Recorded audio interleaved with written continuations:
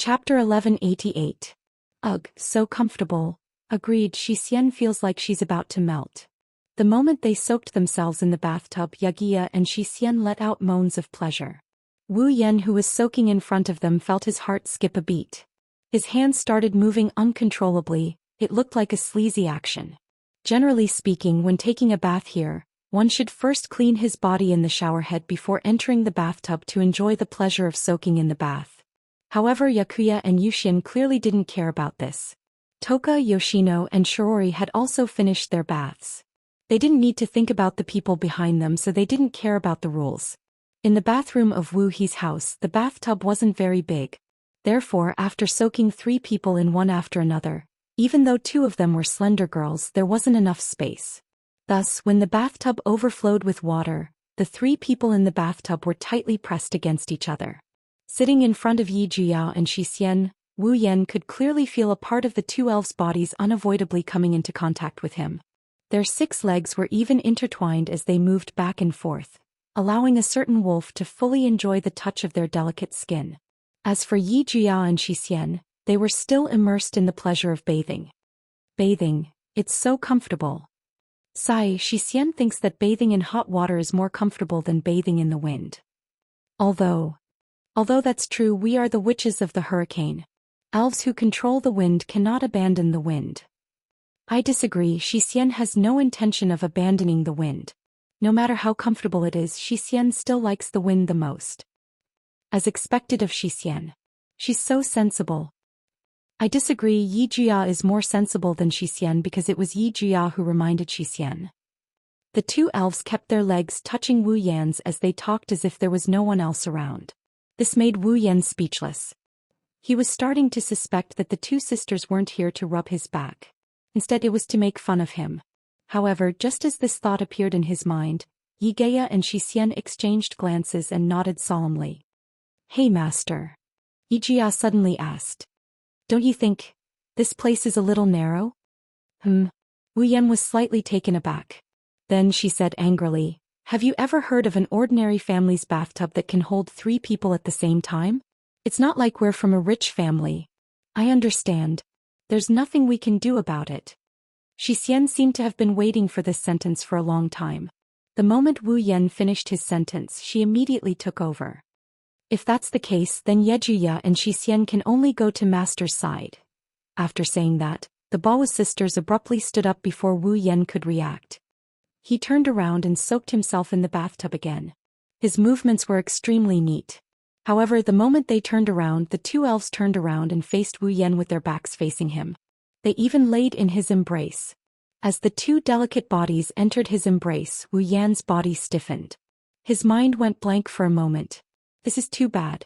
The fragrance from Yejuya and Xian's bodies and the slippery feeling from their intimate contact made Wu Yan erect his flag.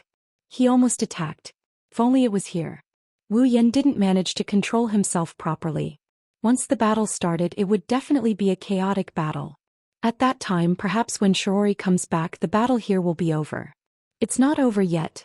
Wu Yan shuddered at the thought of the consequences. In his heart, he kept telling himself, just take advantage of them, just take advantage of them. Don't be too serious. If you want to do it later. The Daoist sisters won't run away anyways. Endure. I have to endure. I have to endure even after becoming a ninja turtle. Enduring now will turn into the joy and accomplishment of the moment when I get my way. So I have to endure. Wu Yan, who was screaming in his heart, couldn't help but feel his heart beating faster. Ping-ping sounds were heard clearly by the Daoist sisters. They smiled mischievously and raised their heads. Their silver eyes met with Wu Yan's eyes. Oh, master, are you afraid? Afraid? Afraid? Wu Yan raised his eyebrows and forced a smile. Why should I be afraid? Explain. Explain. Zhou Xian placed her hand on Wu Yan's chest. She did the same with her body. Because master's heart is beating very fast. If you're not nervous, then you're afraid. Who's nervous? Who's afraid? Wu Yan really wanted to say that, but when he saw Yi Juyao and Xian's big watery eyes and full breasts under the towel, he couldn't say anything. He's almost at the limit of his tolerance. Afraid that he'll start a fight in the bathroom, Wu Yan forced himself to be calm and changed the topic. Didn't you say to wipe your back? Hurry up. Yes, mistake, it's Zhou Xian's fault. The Daoist sisters looked at each other and stood up again. Wu Yan let out a sigh of relief. He quickly turned around and let the sisters wipe his back. What the eye doesn't see, the heart doesn't grieve over. However, reality proved that Wu Yan was wasting his time. Even if his heart is as calm as still water, the sensation of the towel and hands rubbing against his back caused the image of the Yaku sisters wrapped in towels to surface in Wu Yan's mind. It made his heart itch even more. He might as well just look at them and enjoy himself. Wu Yan really wanted to cast a soundproof barrier to block out all the sounds in the bathroom. Then he could do whatever he wanted. However, if he disappeared with the Daoist sisters for too long, Shiji would definitely be suspicious when she returns.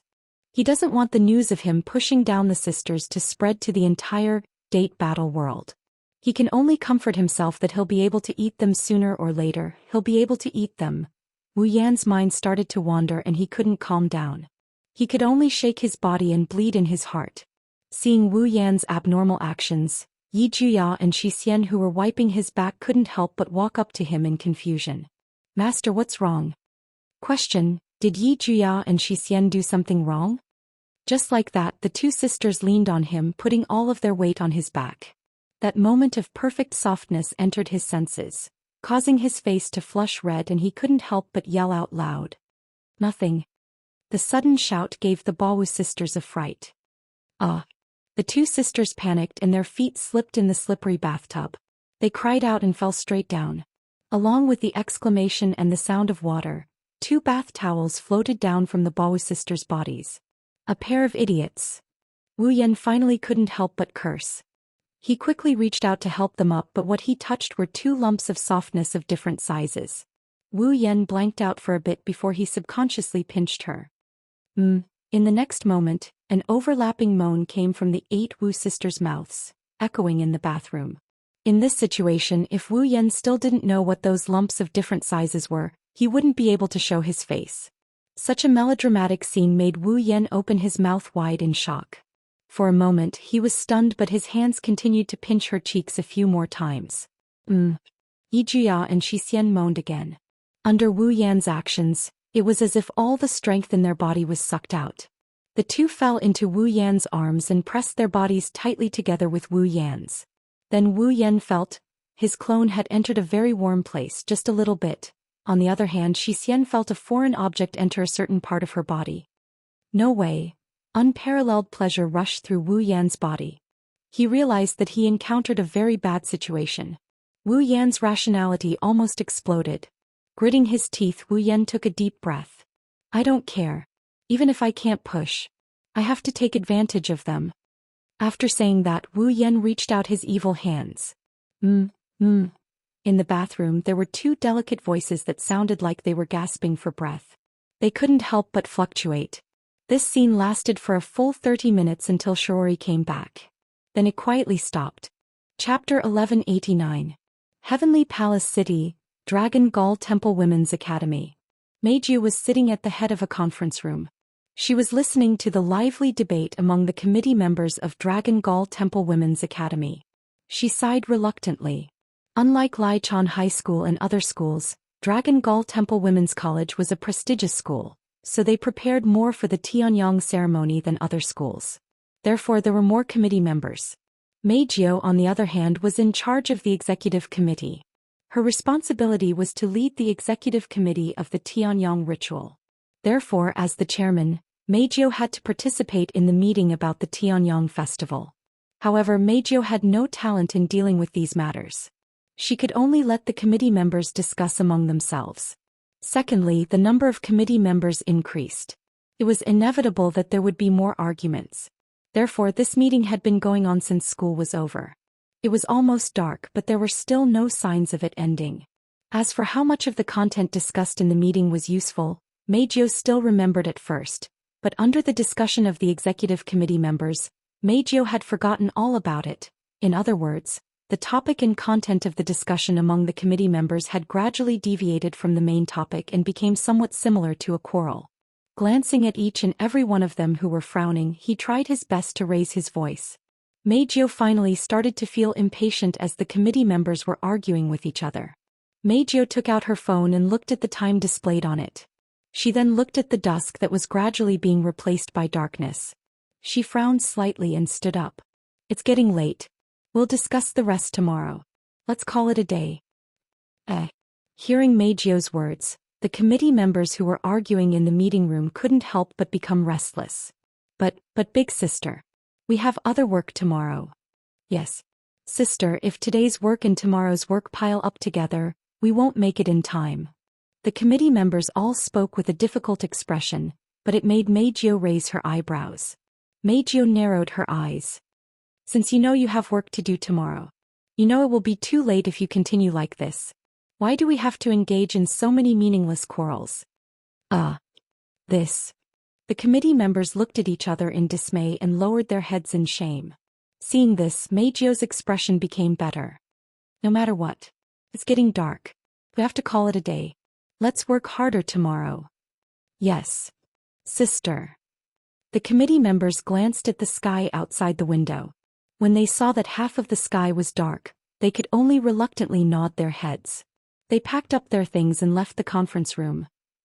Meijio walked in the middle of the crowd and headed home under the protection of the students of Dragon Gall Temple Women's College who acted like bodyguards. Her house was very close to Dragon Gall Temple Women's Academy. It would only take 5 minutes to get there on foot. Therefore, after walking for a short while, Meijio vaguely saw the roof of her house. Let's call it a day. Meijio stopped and faced the students of Dragon Gall Temple Women's Academy who were traveling with her. You all should go home. Yes. The girls in sailor suits respectfully replied. Soon after, they turned around and scattered in different directions, returning to their own homes. Looking at this scene, Meijio felt a little depressed.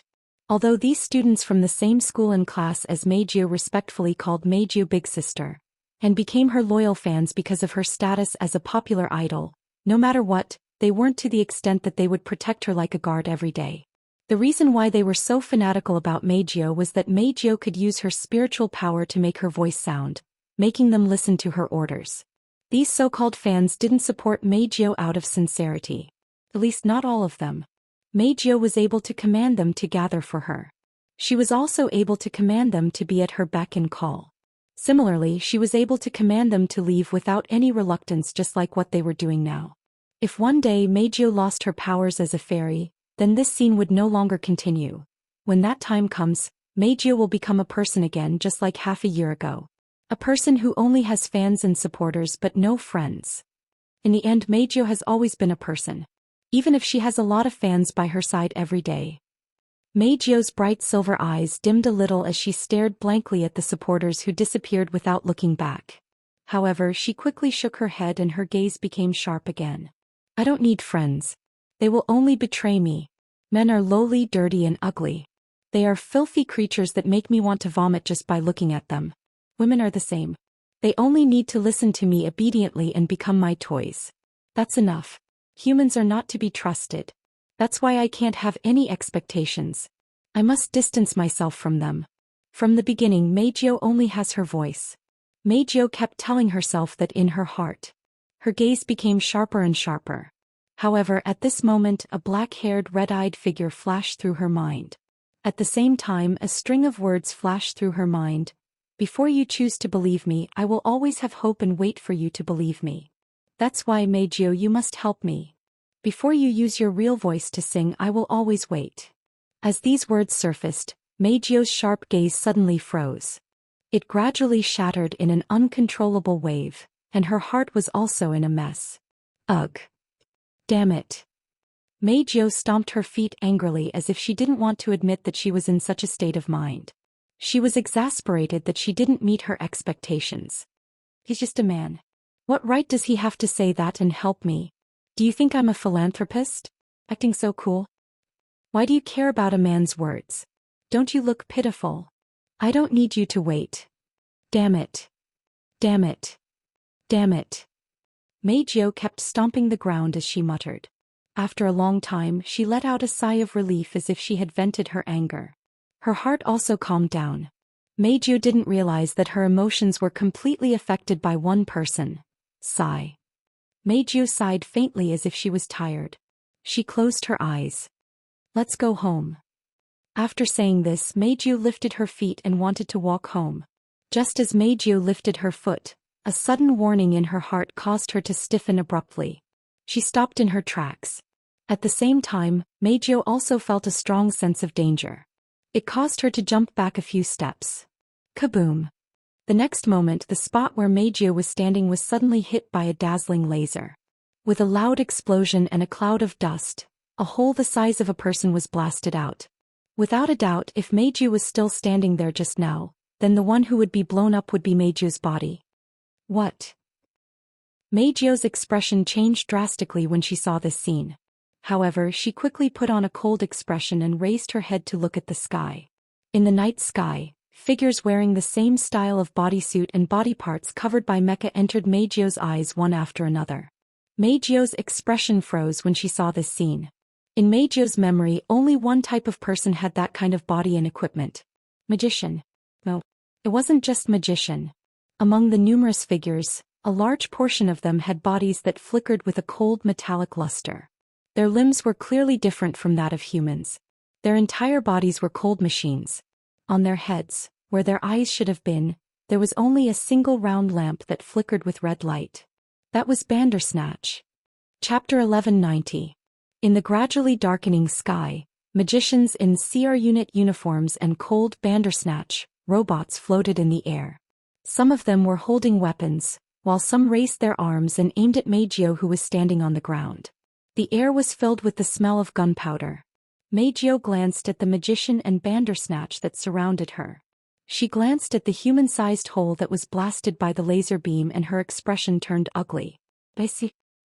As soon as he said that, a woman who was hovering in the air, covered in red armor, had eye-catching red hair and looked very much like a fox. She was hovering in the air and her eyes were very high, making her look very much like a fox. What a pity we're not the same as those useless AST people. He's not from AST. Meiju frowned. Then she seemed to remember something. She raised her head and looked at the red-haired fox-eyed woman. You're from the Doom. Oh. The red-haired fox-eyed woman raised her eyelids and smiled sinisterly. I didn't expect an elf to know about Doom. This is the first time I've heard of it in a mission. Elf. Meiju's face was gloomy. So you already know my identity? That's right. That's it. The red-haired fox-eyed woman licked her lips. What's wrong? Are you scared? Elf. Scared. A sweet smile appeared on Meiju's face. Are you trying to say that I have to be scared of you because I exposed my identity as an elf? As a prey, you should act like one. The fox-like woman's voice turned sharp. You're an elf but you act like a human. Disgusting. Tisich. Meiju's smile disappeared when she heard the other party's words. Well, it doesn't matter. The problem is that the people from Dem. Why are you looking for me? Ha. The red-haired fox-eyed woman seemed to have heard something inconceivable. Her eyes widened before she started laughing mockingly. You're not awake yet, are you? Didn't I just say that? You're the prey. The red-haired fox-eyed woman smiled sinisterly. She grabbed a gun in her hand and aimed it at Meiju. Diva. We're here to hunt you. Hunt. This time it was Meiju's turn to widen her eyes in disbelief. Not too long later, the corners of his lips curled up. What an exaggerated goal. But do you think you can do it? As Meiju said this, she revealed an incomparably beautiful and disdainful expression. She smiled carelessly as if she didn't care about Meiju at all. The fox-like woman's face darkened. Whether or not I can do it, you will know very soon. As soon as the voice fell, the red-haired fox-eyed woman's eyes turned sharp. She immediately pulled the trigger of the gun that was aimed at Meiju. Bang, bang, bang. When the red-haired fox-eyed woman pulled the trigger as a signal, the numerous Dem magicians and Bandersnatch troops in the surroundings seemed to have regained their senses. Without any hesitation, they fired their weapons at Meiju. Amidst the chaotic sounds of gunfire, missiles and lasers rained down from the sky like a torrential downpour.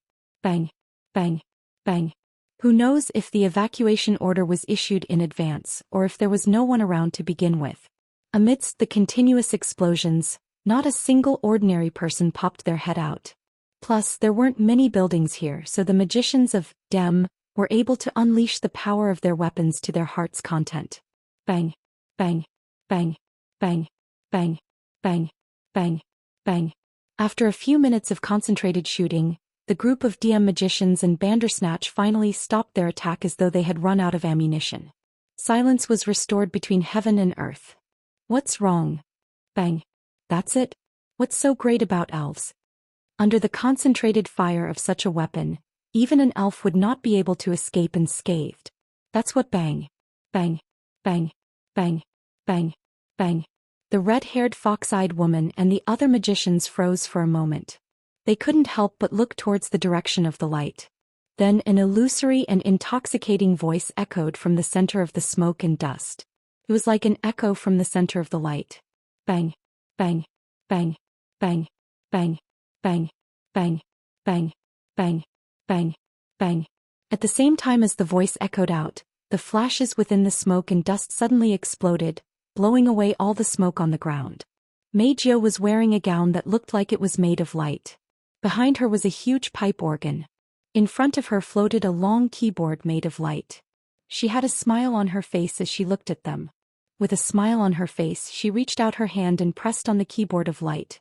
The crisp sound of a zither vibrated, mixed with a violent whirlwind-like shockwave, madly rushing towards all the dem magicians in the sky. Bang. Bang.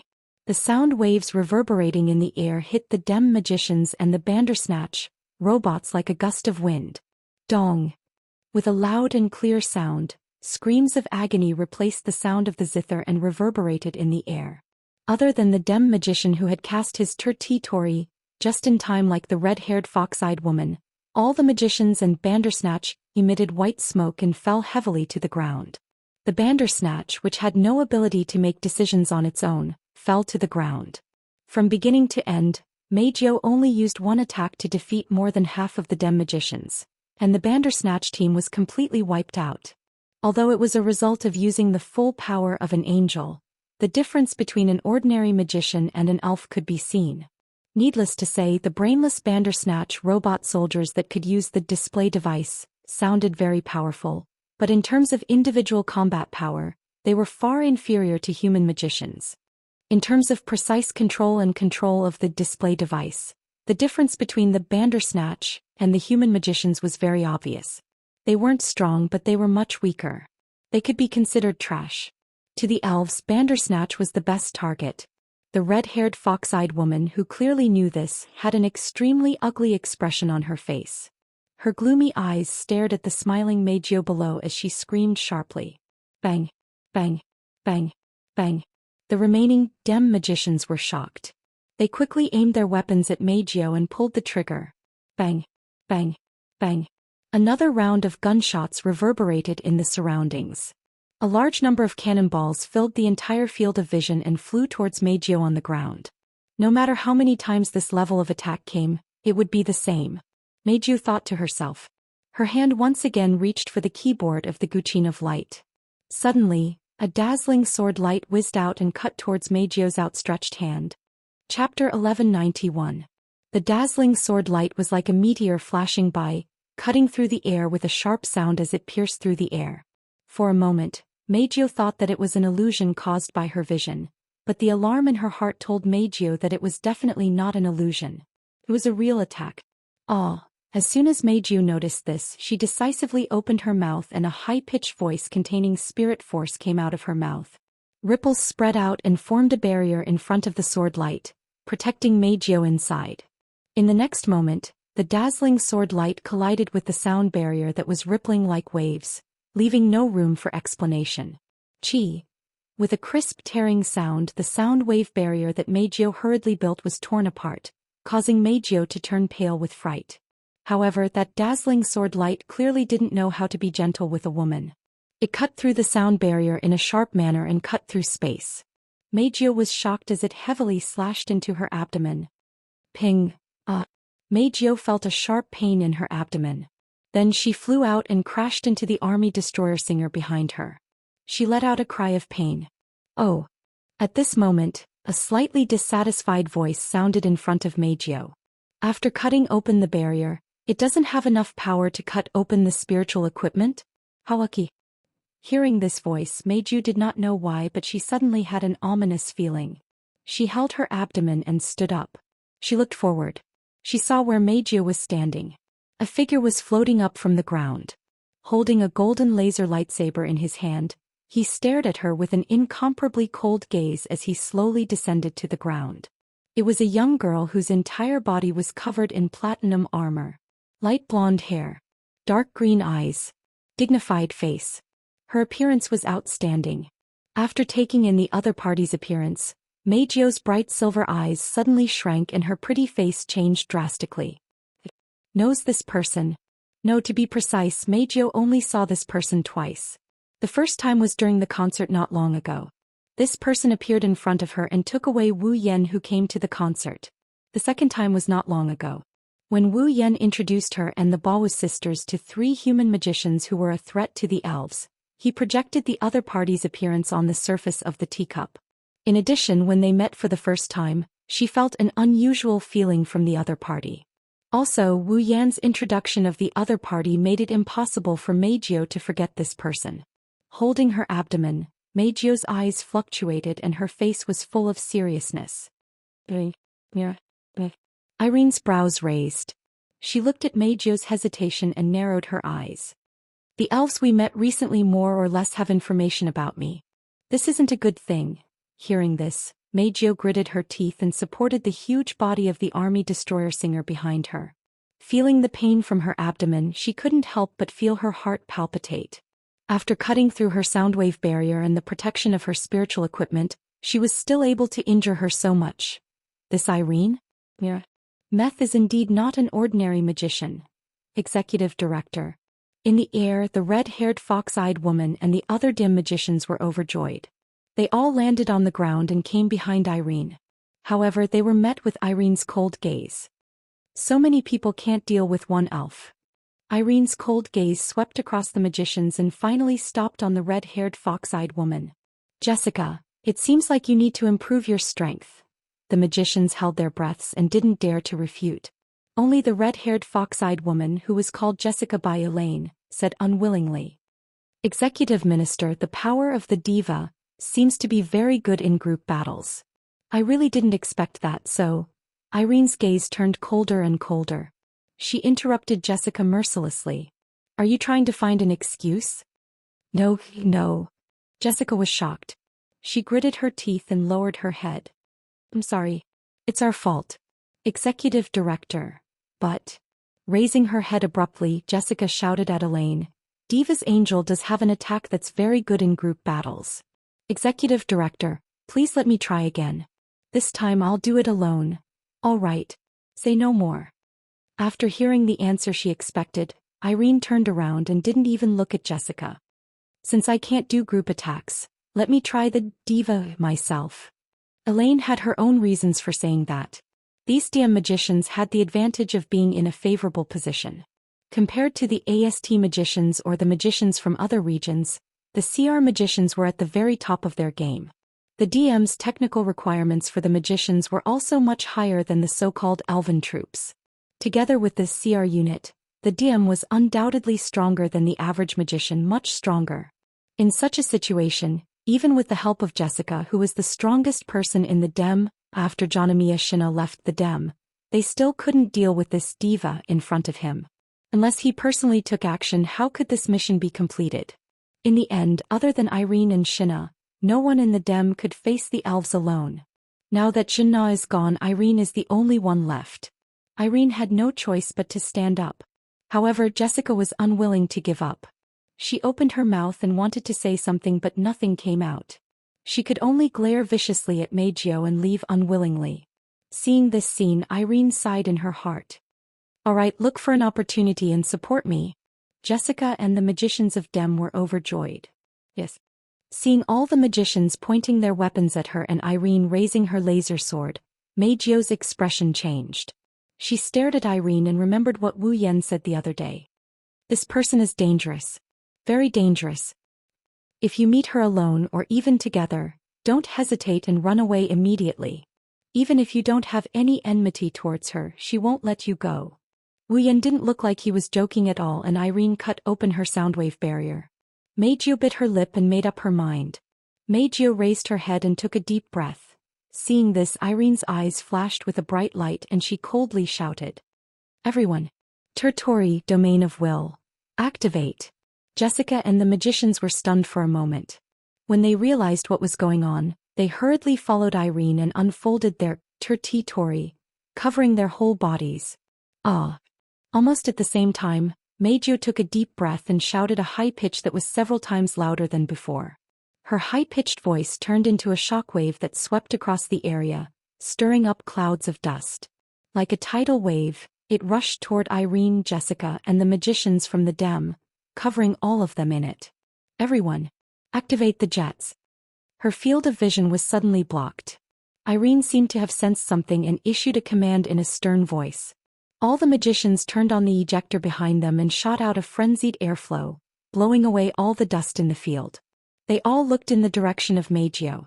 What caught the eyes of the magicians was the silhouette of the elf who had turned into a streak of light and shot towards the horizon at an incredible speed. Don't even think about escaping. Elaine didn't even think about it. She immediately followed the propulsion of the ejector and rushed out. Chapter 1192. There were no stars, no moon, no clouds. There was only darkness left in the night sky tonight. In the darkness of the night, a stream of light flashed past like a scar in the sky, dragging a long tail of light. It flashed from one side of the sky and disappeared from the other. The whole process lasted less than a second and was extremely difficult to capture. Amidst the flowing light, beautiful Nine, who was wearing a dress of light, was like a goddess of moonlight. Against the whistling atmosphere, she frantically mobilized the spiritual power in her body and flew in a certain direction at the fastest speed possible. That direction was the direction that Wu Yan Yigeya and Xian told her when they left her house. It was the direction of Wu He's house. Beads of sweat dripped down from Meijio's smooth forehead. Meijio panted heavily as she held her abdomen. Her body turned into a meteor as she flew forward at an extremely fast speed. Meijio turned her head and looked behind her. She could clearly see that the Dem magicians, led by Irene, were operating their CR unit jets to the limit. They were like maggots following Meijio closely. If at this time the residents of Tiangong City raised their heads and looked at the sky, then they would see a meteor cutting through the sky at an extremely fast speed, flying to the other side of the sky. There were many meteors following behind that meteor. It was like a meteor shower in the same direction. Meijio bit her lips and turned her head abruptly. Her bright silver eyes were filled with hope as she stared at the group of Dem magicians who were hanging behind her. Meijio could only place her hopes on Wu Yan. She could feel the terror of Irene, but Wu Yan was even more terrifying. If she could reach Wu Yan in time, then even if Irene was there, Meijio wouldn't have to be afraid of the Dem magicians anymore. Originally, if Irene wasn't there, those Dem magicians wouldn't be a match for Meijio when she used Angel. Even if there was Aileen, as long as he could escape to Wu Yan, everything would be fine. Wu Yan had Kotori, Toka, Yoshino, Yagoya, and Yushin. This was enough for Meijio to rely on. Not to mention, Wu Yan even admitted it himself. He had personally defeated Irene once. Therefore, if Meijio wanted to escape from Irene and the other Dem magicians, she could only ask for help from Wu Yan. Thinking of this, Meijio couldn't help but show a self-deprecating expression. She clearly said that she wouldn't trust anyone, but now she was going to ask for help from the man she hated the most. She clearly felt that the entire world had betrayed her, but now that she was in danger, she actually wanted to ask for help from the man who had disturbed her mind countless times. She had already been abandoned once, but she still wanted to entrust her life to someone else's help. At this moment, Meijio realized that this man was different from the rest. She couldn't help but care about him. He made her subconsciously trust, ask for help, and entrust her life to him. Perhaps it was because her voice was sealed the first time she met him, so she had to rely on him for a while. Or perhaps it was because he said, "Wait," to her on the phone that day. Regardless, at this moment, Meijio couldn't treat Wu Yan as the man she hated the most and the untrustworthy human being. Would he save her? With this thought in mind, Meijio couldn't help but slow down a little. It was only a brief moment, but Irene managed to grab hold of it. "Everyone!" Irene shouted with a sharp glint in her eyes. "Fire!" Yes. A loud response rippled through the dark night. Then in the sky, a rain of cannonballs turned into shooting stars.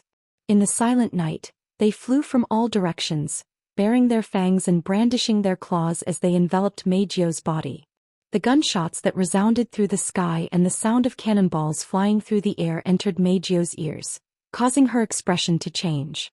She forcefully endured the discomfort and panting caused by flying at an extremely high speed.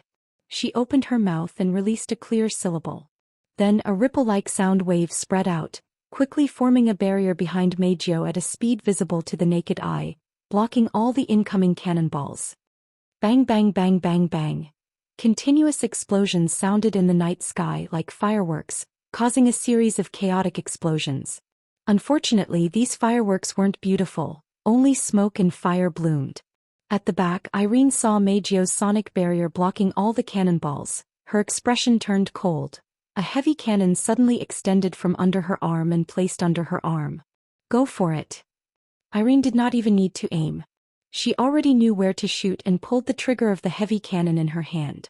In the dusky night sky, a dazzling flash of light pierced through the horizon, like a pillar of light, instantly filling the entire night sky. The intense flash of light, if one looked at it directly from a close distance, it is very likely to directly burn one's eyes. The dense magic turned into a pillar of light hundreds of meters long, annihilating everything in front of it in nothingness. Meijio's sonic barrier was like the weakest piece of paper. It couldn't even last a second without any suspense. It was destroyed without any suspense. The pillar of light didn't slow down at all, exploding forward at light speed, exploding and rushing behind Meijio. Army Destroyer Singer, Gabjapple. Feeling the terrifying attack coming from behind, Meijio turned around. Her expression was instantly filled with horror. She didn't think twice before summoning her angel. A huge pipe organ directly appeared from the void, standing in front of the pillar of light like a shield. The tyrannical pillar of light violently rushed forward. Boom! In an instant, an unprecedentedly large firework blossomed in the night sky, accompanied by intense light and terrifying impact. The magicians rushing forward, including Irene, were all caught off guard by the intense light and impact. They hurriedly used their tertitori to rush through the shockwaves that didn't subside for a long time, violently rushing towards Meijio. As for Meijio's army destroyer Singer, Gabjapple, it already collided with the pillar of light and turned into ashes. My army destroyer Singer, Gabjapple. Meijio almost couldn't believe her eyes. The strongest weapon of the elves, their strongest reliance, the angel, was actually shattered by a single attack from the enemy. That person called Lillian was countless times more terrifying than Meijio imagined. Did Wu Yan really defeat such a terrifying person once? Meijio's heart couldn't help but waver at this time. Several missiles passed through the layers of smoke and flew towards Meijio. Staring at the missiles flying towards her, Meijio knew now wasn't the time to waver. She shook her head, opened her mouth, and was just about to construct a sound barrier again. However, when Meijio made a sound, what echoed under the night sky was no longer the crisp and beautiful sound of the past. It was a broken and inaudible whimper. Meijio widened her eyes in disbelief, but on second thought she understood. Even the angel was smashed to pieces. How could his spiritual energy not be consumed by a huge amount? At this time, apart from maintaining her spiritual equipment and flying, she couldn't use her spiritual energy in other aspects, including the sound she was most proud of. Meijio looked on helplessly as the missiles flew towards her. She couldn't do anything. Finally, under Meijio's gaze, the missiles landed on her body. Bang! Off. The explosion and impact enveloped Meijio's back. Even though her spiritual equipment blocked the damage, Meijio was still shaken by the impact and fell from the sky like a plane. Light smoke came out from her back as she fell from the sky. Whoosh! At the same time, a sonic boom came from behind Meijio, causing her to endure the pain and look back. What entered her vision was the laser sword in Irene's hand, slashing down with all her might. Meijio closed her eyes in despair. In the end, the emotion that appeared in her heart was a trace of uncontrollable regret. It was an apology to Wu Yan. I'm sorry, I let you down with this thought. Meijio welcomed Irene's attack. Chapter 1193. In the dark night sky, Jessica and the magicians of Dem levitated in the air with the thrust of the Seer unit ejector on their bodies. They looked ahead in a daze and their eyes were filled with disbelief. Meijio closed her eyes and waited for Irene's killing blow. She clenched her teeth and prepared herself for the pain that was about to come. However, after she closed her eyes for more than a minute, the pain that she had been waiting for did not come. Instead, she heard a shocked cry. Meijio reflexively opened her eyes. She raised her bright silver eyes and looked above her. Meijio was stunned. Because she saw the back of a person. The word petite wasn't even appropriate to describe her back. In the dark night sky, the figure's body was covered by a black Gothic dress. The knee-length skirt fluttered beautifully in the breeze, fluttering with the wind. At the same time, there were tornadoes at the end of the skirt and long black hair that reached her waist. Just by looking at her back, Meijio could guess that the other party must have a face that was not inferior to her own. Of course, this wasn't the main reason why Meijio was stunned. What really caused Meijio to be stunned and even her mind to go blank was that the person in front of her was not more than 1.5 meters tall and her figure was as small as a young girl's. One of his hands was holding a black parasol, making him look like a maverick in the night. His other hand was slightly raised in front of him. She raised her laser sword towards Aileen, who had slashed towards Meijio not long ago. Meijio could clearly see that Irene was holding a laser lightsaber with a stunned expression on her face. Maintaining his chopping posture, the laser lightsaber chopped down on the hand of the petite girl holding the parasol. What caused Meijio, Irene, Jessica, and the magicians of Dem to be stunned was that there seemed to be an invisible barrier in front of the petite girl's hand. The laser lightsaber was stopped about 5 centimeters away from the girl's hand. It couldn't advance any further. That was enough to give Meijio a fatal blow. However, it was stopped by a little girl who looked less than 10 years old with one hand. This was the fundamental reason why everyone present, who had thought that the battle had ended not long ago, was collectively stunned. No matter if it was Meijio, Irene, Jessica, or the magicians from Dim, none of them knew when this little girl had appeared. After all, they saw Irene holding a laser lightsaber a second ago. She was about to deliver a fatal blow towards Meijio, but in the next second, this scene appeared before them. None of the people present were able to react in time. While everyone's mind was still in a mess, the petite girl who blocked Irene's laser lightsaber with one hand holding the parasol raised her head from under the parasol. A beautiful face that was as delicate as a doll and a pair of eyes that were as deep as the sea was exposed to the air. In the next moment, a childish voice containing incredible majesty came from the girl's mouth and entered everyone's ears. "It's about time to put away this eyesore of a sword, right, little girl?" No matter how one looked at it, it was very obvious that the petite girl should be the smaller one. However, the words that were full of dignity from the other party's mouth caused everyone present to have the illusion that Irene was the smaller one. At the same time, they were awakened from their stunned state one after another. Irene's expression tensed up when she reacted. She subconsciously put away the laser lightsaber in her hand. With the propulsion of the ejector on her back, she instantly flashed in front of Jessica and the others, creating a distance between them. Looking at the beautiful little girl who was as beautiful as a doll, Irene didn't look down on her at all. Instead, her face was full of seriousness. It wasn't just because she casually blocked her full-powered attack, it was also because Irene felt suffocated from the girl's body. She felt suffocated when she encountered someone who completely suppressed her in terms of strength. Irene has only felt this suffocating feeling from one person before. Now, this little girl who had mysteriously appeared without her noticing and blocked her attack gave Irene a second terrifying experience. Irene tightened her grip on the laser lightsaber. She spoke in a deep voice. "Who are you?" "Me." The petite girl lifted her chin. A smile appeared on her delicate face.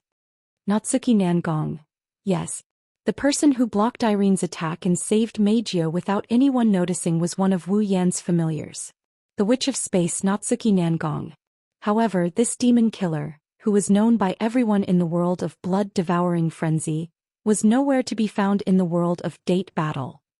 Natsuki Nangong? Irene frowned. She started searching for information in her mind. Of course, she couldn't find anything. She could only stare at Natsuki. "I've never heard of you before. You're also an elf?" "Elf." "Elf?" Natsuki pursed her lips and nodded in a non-committal manner. "Let's assume that for now. You're not human, an elf that has never appeared before." Irene gritted her teeth, her eyes filled with uncertainty. An elf that hasn't been confirmed isn't anything to be surprised about. To Irene, whether or not she's an elf doesn't mean that she's an enemy. What surprised her the most was Natsuki's ability to casually block her full-powered attack. Could it be that this was an existence whose power was comparable to that of the Red Devil Itoshido? Jessica and the magicians from Dem looked at each other. They didn't know what to do. They all stood behind Irene and didn't do anything. Natsuki seemed to be happy with this. She stepped into the air, turned around and looked at Meijio, who was looking at her in a daze. Well, with your strength it is not easy for you to work so hard. Looking straight at Meijio's unfocused eyes, Nayu nodded. Leave the rest to me. Who are you? Why did you save me? Hearing Nayu's words, Meijio really wanted to ask, but she had lost her voice and could only stare blankly at Nayu, unable to say a word. There's no need to doubt it. I did come to save you. No, I should say that I've been watching over you all this time. Natsuki seemed to have seen through Meijio's thoughts. She raised her expressionless face. Ever since that fellow explained to you how dangerous that Elaine fellow is. Hearing this, Meijio's eyes widened slightly. Uncontrollable ripples appeared in her eyes. At this point, no matter how stupid Meijio was, she could understand the general meaning of Natsuki's words. In other words, during this period of time, Natsuki had been by his side looking after him and protecting him. He was entrusted by that guy Natsuki mentioned. As for who that guy is, there's no need to guess. Because from the beginning to the end, there was only one person who had explained to Meijio how dangerous Ai Lian was. Wu Yan. So from that moment onwards, Wu Yan has been protecting her in disguise. Ever since. Including now when she lost her voice. He's completely useless. Wu Yan's figure flashed through her mind. An indescribable feeling rose in her heart. It's like joy. It's like apology. It's like guilt. It's like the clouds have parted and the moon has risen. That man is really protecting me. When she thought of this, Meijio's eyes couldn't help but water. She opened her mouth as if she wanted to say something, but she had lost her voice. Even if she didn't, she would only be able to choke on her sobs. Sigh. Seeing this scene, Natsuki sighed. She was connected to Wu Yan, so she knew about Meijio's situation. That's why Natsuki felt helpless. That's why I hate this little girl. He cries so easily. She's so annoying. Natsuki turned around and looked at Irene, Jessica and the Dim magicians in front of her. She said impatiently, "What are you waiting for? That's all for today. Little girls, you can leave now." Chapter 1194. Among the Dem magicians present, the youngest one is only in her teens or 20s while the oldest, Jessica, is only around 25 years old. She's not even 30 years old yet. Yet at this moment, a little girl who isn't even 10 years old is calling them little girls. She even used such a condescending tone. What kind of feeling is that? The other magicians and Elaine didn't say anything, but Jessica, who had the worst temper, couldn't hold it in any longer. She spoke with hatred. "It's just a mere elf. Do you think I won't tear your mouth apart?" Natsuki narrowed her eyes and laughed. Then who was the one who led a group of little girls to attack a mere elf, only to be humiliated by a mere elf and have no choice but to be rescued by others? That's because that monster's angel has an advantage in group battles. Jessica gritted her teeth, her fox-like eyes revealed a deep sense of resentment. "If I'm alone..." Natsuki glanced at Jessica and sighed. "You look older than me, but you don't even dare to admit your failure. Your temper is also like a brat, that's why I call you a little girl." "You." "Enough. I don't have the time to bicker with a little girl." Looking at Jessica's gloomy appearance, Natsuki said expressionlessly, with one hand holding the umbrella and the other on her waist. "If you're not satisfied with the way I address you, I can change it. Old hag." You. Jessica's entire body trembled. Her foxy eyes that were filled with haze were immediately replaced by dense killing intent. "Not even an old hag?" Natsuki's lips curled up upon seeing Jessica's reaction. "Or is it better to call you ugly bastard?" Jessica's expression instantly turned ferocious. Without thinking, she aimed the gun at Nayu. "Don't get too carried away, stupid girl." As the cursing voice was heard, a voice rang out. Jessica wanted to pull the trigger on the spot. In the end, before she could pull the trigger, the gun in her hand was cut into two by a fierce sword light. Wah! Jessica looked at the gun in her hand in shock. Before she could react, a cold voice sounded beside her. "I gave the order. Did I ask you to do it?" Jessica shuddered when she heard the familiar voice. How could she not know who had unleashed that sword light? Jessica turned her head and looked beside her. She immediately saw the laser lightsaber in Elaine's hand. A cold and emotionless face. Executive. Executive head. Jessica's forehead dripped with cold sweat. How could you fall for the other party's provocation so easily? Jessica, to think that you're still the only person who's inferior to me in the current dem. Elaine shifted her gaze away. Her voice no longer contained any emotion. I will report this to Ike. You should prepare to train for a few more years. Don't go on missions for the time being. Executive Minister. Jessica turned pale with fright, but it attracted Irene's unquestionable words. What? Do you have a problem with that? Elaine's emotionless tone made Jessica understand. I'm afraid there's nothing I can do about this.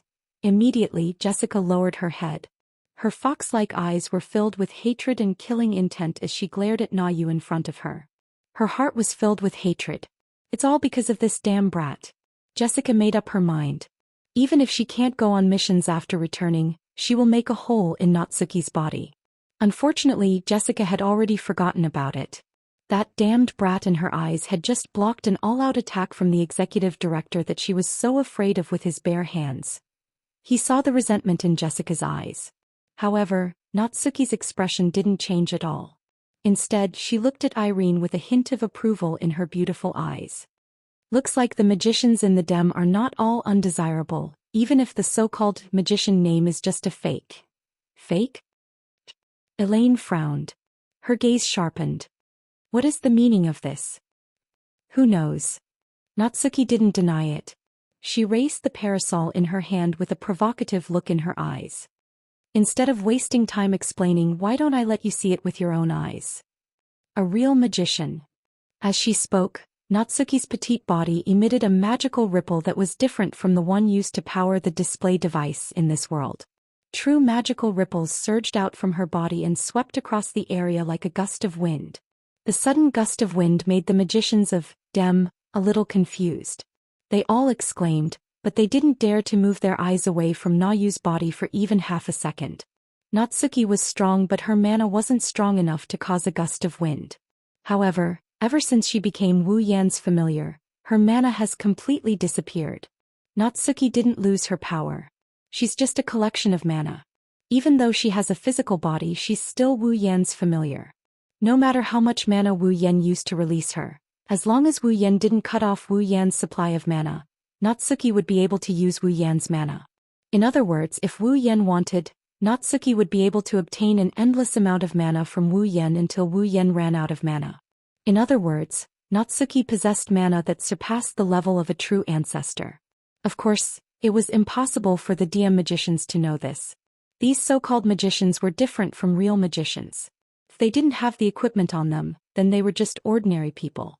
It was impossible for them to sense magic. However, just because they couldn't sense mana didn't mean they couldn't detect it. Almost at the same time as Natsuki's mana rose up, the magicians behind the Dem magicians who were in charge of providing support and carrying large instruments on their backs screamed out. We detected a strange reaction from the front. This reaction. It's not spiritual energy. It's not mana either. It's not spiritual power or mana. Irene, Jessica, and the magicians from the Dem changed their expressions. Apart from elves and magicians, could there be a third type of existence in this world that had supernatural power? No, that was absolutely impossible. It's very likely a reaction from the angel ability. Irene calmly gave an answer and quickly gave an order. She might have already used angel. Everyone be alert. However, the moment Irene finished speaking, Natsuki elegantly closed her parasol and snapped her fingers.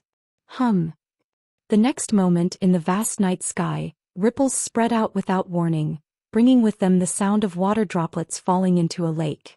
They formed a high-density purple magic array. This is... Irene's pupils shrank when she saw this. Her voice seemed to freeze the air as she shouted. Everyone. Territory, domain of will. Activate. Irene took the lead and activated her Territory to protect herself. The magicians around her also activated their Territory as well. At the same time, the purple magic formations turned and shot out shackles flickering with purple light. Like pythons with consciousness, the shackles whizzed through the air and coiled around the magicians of the Dem at an extremely fast speed. Ding ding ding. Amidst the crisp sound of chains clanging against each other, the Dem magicians who were holding up the Turt Tori were all tied up. Even though they still have their Turde Tori, the shackles bound them along with their Turde Tori. All of a sudden, the magicians who were holding up the Turde Tori were all bound by the lock of discipline together with the Turde Tori. They were all confined inside the Turde Tori. Irene's expression changed. Chapter 1195. Executive Minister. Looking at the Turde Tori that surrounded them being bound by the lock of commandment, the Demmed magicians all exclaimed in shock. Although they were in the Turde Tori and wouldn't be in any danger, the lock of commandment had tied up the Turde Tori, and their position didn't change. They could either remove the Turde Tori or maintain the status quo. But as soon as the Turde Tori was removed, the chains with purple light would bind them without any hindrance.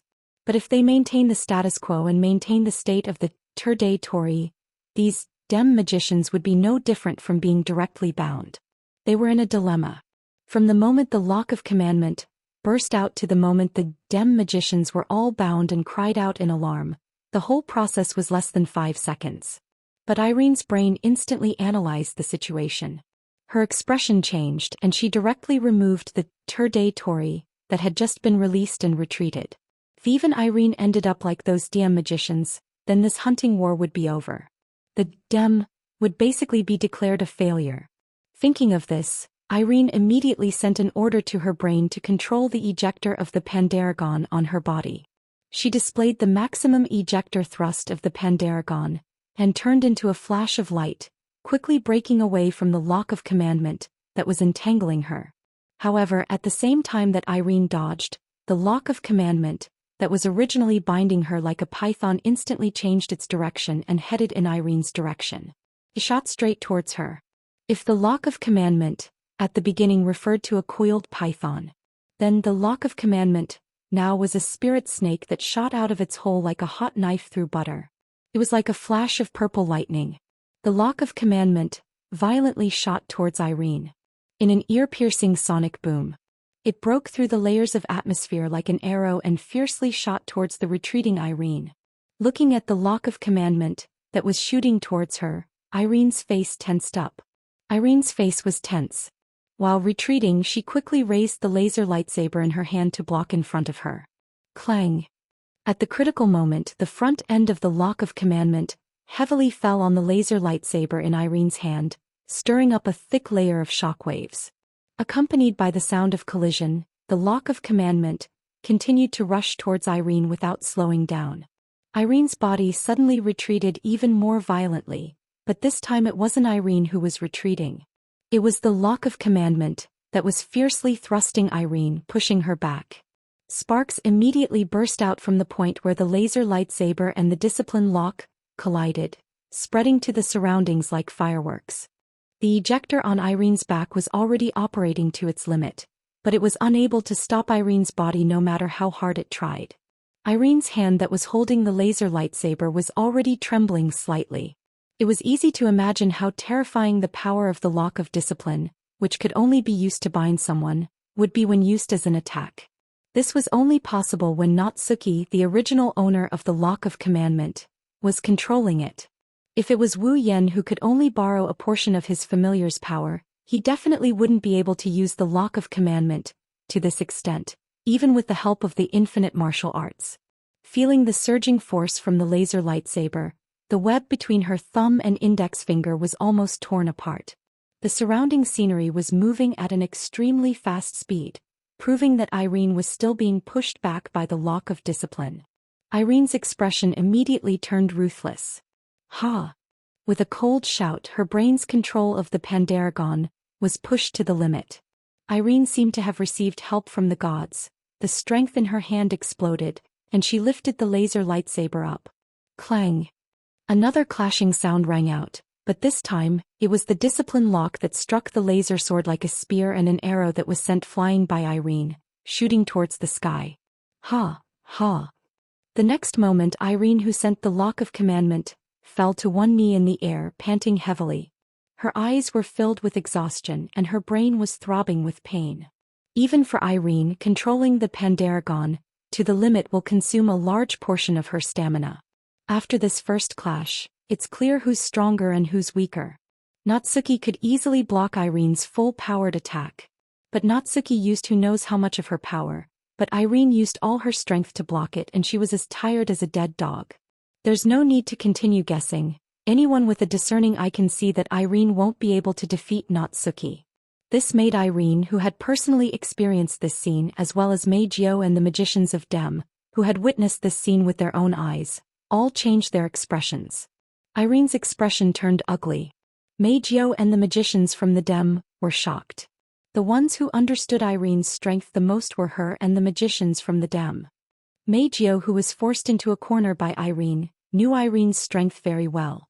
Without a doubt, Irene was a magician who was stronger than normal elves and even stronger than all elves. Now the strongest magician in the world was fighting with an elf who didn't even look 10 years old. In the end, he was beaten to one knee by the other party in a single exchange of blows. How could Irene's expression not be ugly? How could the people present not be shocked? You.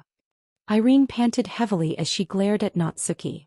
She glanced at the chains of discipline that tied up the other magicians and spoke in a low voice. That chain of yours. Oh? You recognize my chains of discipline? Natsuki paused for a moment before remembering.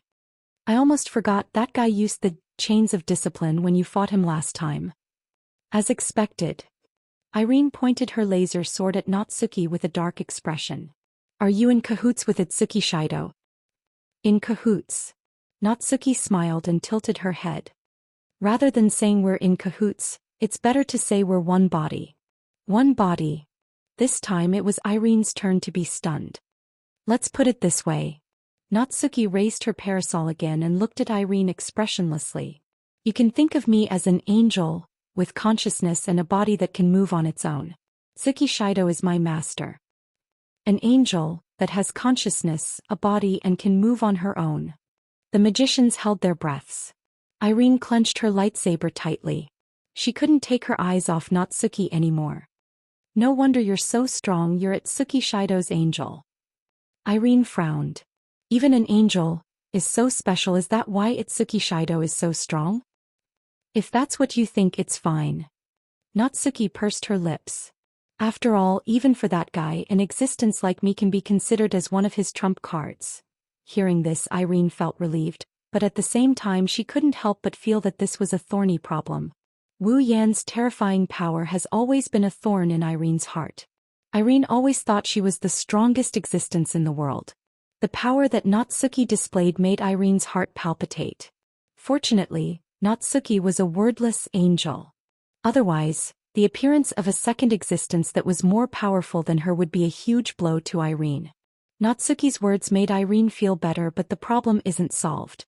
Since Natsuki is that guy's angel, and has the same level of power as him, Irene won't be able to take the diva from Natsuki Shido.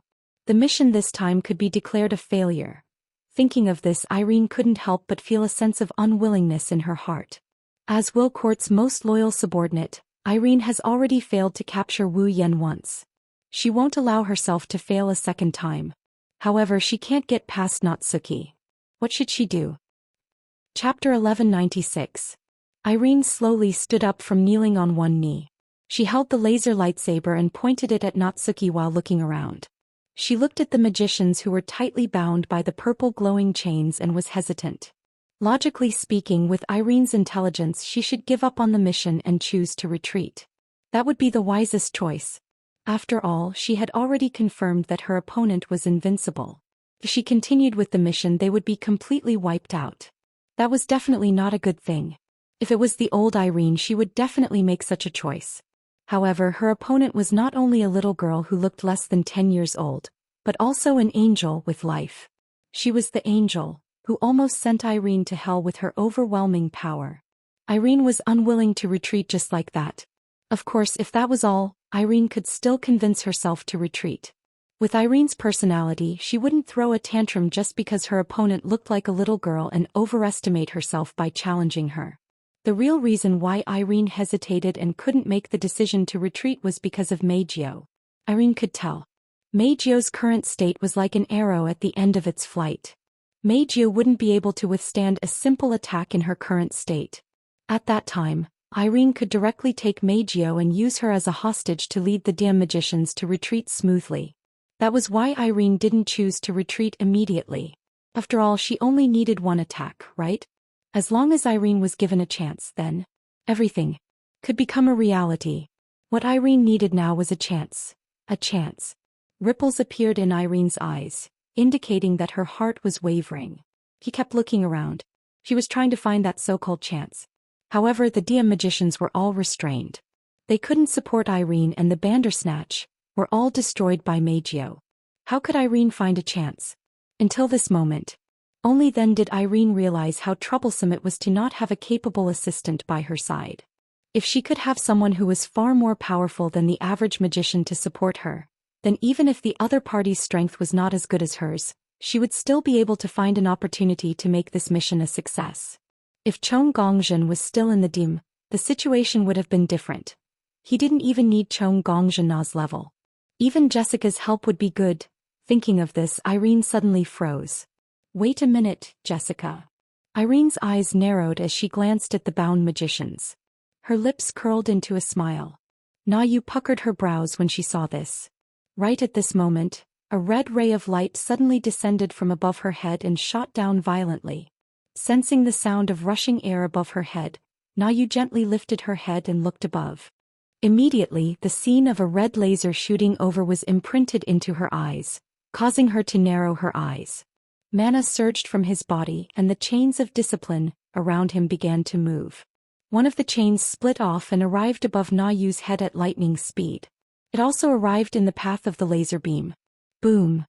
The red laser hit the chains of discipline, but it didn't even cause the slightest ripple. How could these display devices destroy a chain forged by the gods? However, in the next moment, an endless stream of red lasers rained down on Na Yu's body without giving her any chance to explain herself. How annoying! Na Yu sighed and stretched out her hand again. She snapped her fingers and the empty chains of discipline shot toward her.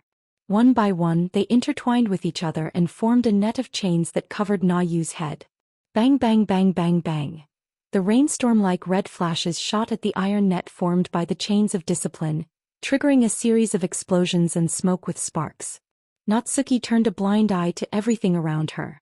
She shifted her gaze to the sky through the gaps between the chains formed by the chains of discipline. Then she saw something. Jessica is holding a laser cannon and continuously pulling the trigger. She is crazily shooting laser after laser at Na Yu. Damn it! Damn it! Damn it! Pulling the trigger of the laser cannon as fast as she could, Jessica yelled with a ferocious expression. Why can't I hit her, Tisk? Na Yu smacked her lips in annoyance. She raised her parasol and swung it. Wing. The space around Jessica began to vibrate and boil like boiling water. Several purple magic arrays suddenly fluctuated and shot out purple chains. Like whips, they fiercely whipped Jessica from top to bottom with sharp whistling sounds. Bang! Bang bang bang bang bang. Following a clear shattering noise, Jessica's territory, domain of will, was shattered cleanly. Then, after a series of muffled sounds, all the chains were whipped onto Jessica's body without missing a single one. After suffering such a heavy blow, Jessica spat out a mouthful of blood and fell to the ground like a kite with a broken string. Tow's the time. Just as Jessica was about to receive the attack, Elaine's eyes flashed with a sharp light. The flamethrower on her back was activated at full force, and her figure shot out. She arrived before Meijio in the blink of an eye. The laser sword in her hand was aimed at Meijio's abdomen and mercilessly pierced out. Meijio didn't even have time to react before Irene appeared in front of her. She watched as the golden laser sword stabbed into her abdomen. However, the ripping sound that should have been heard did not ring out. Irene's laser lightsaber also seemed to have pierced through air. There was no sense of substance at all. Both Irene and Meijio were stunned. The two of them finally saw what happened. On Meijio's abdomen, where the laser sword had pierced, there was a faint ripple that was rippling, As for Irene's laser lightsaber, it pierced right into the center of the ripples. The sword that should have pierced through Meijio's abdomen was sucked into the ripple. Not a bad tactic. If I wasn't proficient in spatial magic, you might have succeeded. Before Irene and Meijio could figure out what was going on, an inconceivable childish voice echoed in the night sky. Too bad if you don't succeed, there's no meaning to it. Behind Meijio, who didn't know what was going on, a female knight who was 2 to 3 meters tall and was covered in golden armor suddenly appeared out of thin air and entered everyone's eyes. That's the guardian that only witches have. That was also Natsuki's guardian, the Guardian of Gold. The Guardian of Gold lifted his head that was covered by the helmet, grabbed the greatsword in his hand and swung it down at Irene. This time the sound of flesh being torn apart reverberated clearly in the air, reaching the ears of everyone present. Scarlet blood dripped from the air, falling to the ground an unknown distance away. Ugh! Driven by the ejector, Irene, who had dodged to the back, groaned in pain and clutched her chest. There's a hideous wound that's bleeding profusely. Irene didn't have time to care about her wound. She dodged to the back and left her companions behind. She flew to the horizon without looking back. Executive Minister. The trapped magicians of the Dem cried out one by one. Humph. Nayu coldly snorted as she watched the figure disappear into the horizon. Her face was filled with displeasure. She managed to avoid a fatal wound? He's pretty capable. Natsuki said this, but she had no intention of chasing after Irene. Otherwise, with her attainments in space magic, capturing Irene would be a simple matter. She cast her gaze on Meijio, who was still in a daze, and sighed faintly. Taking care of a little girl is harder than being an offensive magic officer. How did I end up with such a master? Humph. Chapter 1197. Heavenly Palace City, Itsuka's house. In the living room, a rich aroma wafted out of the kitchen. The aroma filled every corner of the living room. Toka, Yoshino, Shurzen, and even Kotori had a pitiful look on their faces. Watching Wu Yen tossing and turning the frying pan in the kitchen, Xian couldn't help but gasp in admiration when she saw Wu Yen tossing and turning the frying pan in his hands. I'm impressed. As expected of master, he's a true master of cooking. Indeed, he's so skilled. Yi Jiao, who had been reduced to a slave of a certain wolf but was still waiting for his master to cook, muttered in a tone as though he had a clear conscience. Are all the boys in this world so capable? Don't misunderstand. Kotori, whose red eyes were fixed on the plates in the kitchen, commented bluntly. Everyone has 1 or 2 strengths. This guy is just using his strengths in a way that girls should have. Cut the crap. Gable. Wu Yen continued with his work. He didn't even look back. You're all watching others work as if it has nothing to do with you, but you talk so much. If you have the time, why don't you come and help? That way you can do it faster and eat dinner earlier. Wu Yen sighed after saying that. His face was full of sadness. Why do I have to do all the work alone? Kotori, Toka, Yoshino, and Shurzen were in disbelief. Kotori said, Are you really an idiot? Let's not talk about Yoshino and Shurzen first. If Toka, Yoshino, and I help, it'll only make things worse, right? Then why are you still able to say such a line with such a proud face? Wu Yen smiled bitterly. A girl who doesn't know how to cook will be laughed at? Who said I don't know how to cook? Kotori pouted. Although my cooking isn't as good as yours, I still know how to cook. Really? Wu Yen looked at Kotori suspiciously. Then why haven't I seen you cook? Isn't it obvious? Kotori said in disdain. In this world, boys are the best at cooking. Wu Yan's mouth twitched and he sighed again. Who was the one who said that only girls should have this advantage of mine? Speak. Xian thinks this is pretty good too. She sat on the sofa. Xian, who had been poking each other's arms to improve their relationship, suddenly looked at Wu Yen with a calm tone. Xian thinks that boys who are good at cooking are very handsome. Kotori paused. She looked at Sunset Court in surprise. Hey, are you serious? I'm serious. Xian is very serious. Xian nodded heavily, casting his half-narrowed eyes at Toka, Yoshino, and Yakuya. Don't you think so? Well, since Xian said so, then it's true. Then there is no mistake. Yi Juya's expression was a little unnatural, but he still raised his head and spoke forcefully. However, as the master of us 8 dance sisters, it's only natural that you have such talent. Yoshino raised her hand with a red face. I think so too, I agree. Toka clasped her hands in front of her chest, stars twinkling in her purple eyes. Cooking is the best. Hearing this, the elven girls present all blushed with shame. Girl, we're asking about the person, not the food. Is the person who cooks less important than a dish in your eyes? Question. Zhou Xian looked at Kotori. Kotori, don't you think that a master who cooks is handsome? Kotori's expression stiffened when the topic shifted to her. She used a stiff voice to say proudly, maybe, but that's just a general rule, I understand, so that's how it is. Yushin looked at Kotori with a listless face and said something shocking. If Kotori marries Master, she'll be able to eat Master's cooking for the rest of her life. It's understandable that Kotori doesn't cook. Wah? Kotori's beautiful eyes widened, her face turned pink. Wu Yan, who was cooking, almost threw his frying pan away. He couldn't stay calm. Who wants to marry him? Kotori immediately stood up from the sofa and yelled with a flushed face and neck. A perverted hypocrite like him who brings back a few girls after leaving the house for a short while? You can have him if you want. Wu Yan's chest was pierced by a few arrows. Tears streamed down his face. Although I also guessed that you would deny it, is it necessary to do so? Is it necessary? Humph. Kotori crossed her arms and said arrogantly, I'm just telling the truth. Marriage. To eat Shido's cooking for the rest of my life. On the side, 10 Fragrance blushed before a dazed expression appeared on her face. A clear line of saliva slowly flowed down from the corner of her mouth, causing Siyu, who was also blushing beside her, to feel embarrassed. Zhou Xian lowered her head and thought for a moment before looking at Kotori again. In conclusion, Kotori doesn't want to marry Master, is that right? Isn't that obvious? Kotori's eyes were filled with hesitation, but she still didn't mince her words. I'm not going to marry him. I see.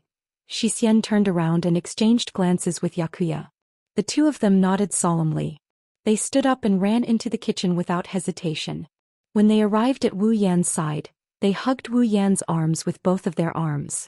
If that's the case, Zhou Xian and I will have to share Master. Agreed. If Kotori doesn't want Master, Zhou Xian and Yakuya will have no choice but to accept. Kotori's eyes twitched and her face twisted. Toka's eyes widened and she stood up. Kotori, Yoshino, Yagoya, and Yushin thought she was going to object, but she didn't. Why are you two the only ones who can share Shido? I can't. Their legs gave out and they almost fell to the ground. You two? Wu Yan was sweating profusely. Don't hold my arm, how am I supposed to cook? Just as the 6 of them were in a heated argument and were about to break into a fight, a circular ripple appeared in the middle of the hall without any warning. As the ripple spread out, it instantly attracted the attention of everyone present, causing the scene to become completely silent. Then, everyone saw a petite girl in a black gothic lowly costume and holding a parasol, walking out of the ripples with a beautiful girl in a gown of light that was more or less charred and dusty. It was as if they had passed through a door. Seeing these two people, Toka, Yoshino, Yagoya, and Yushin subconsciously looked at the person they recognized and cried out in surprise. Meijio. Kotori, on the other hand, looked at the petite one with a surprised expression. Natsuki? While everyone else was shocked, Wu Yan was the only one who raised an eyebrow. He looked at Meijio, who is covered in soot. He put down the frying pan in his hand and he walked out of the kitchen towards the 2 girls. Wu Yan looked at Natsuki and Meijio and shrugged. Looks like I've made the right decision this time. Meijio stared at Wu Yan. Her bright silver eyes started tearing up. She was filled with emotions. She felt like she just survived a calamity, and she also felt like she was wronged. Wu Yan bitterly laughed when he saw Meijio trying her best to hold back her tears. He patted Meijio's head with a tender expression. You must have suffered a lot. Wu Yan helplessly laughed when he saw the charred marks and dust on Meijio's body. Anyway, go take a bath first. Meijio, who was always against Wu Yan, nodded obediently without hesitation. Chapter 1198. Nighttime. In the living room, Wu Yan, Kotori, Toka, and Yoshino sat side by side.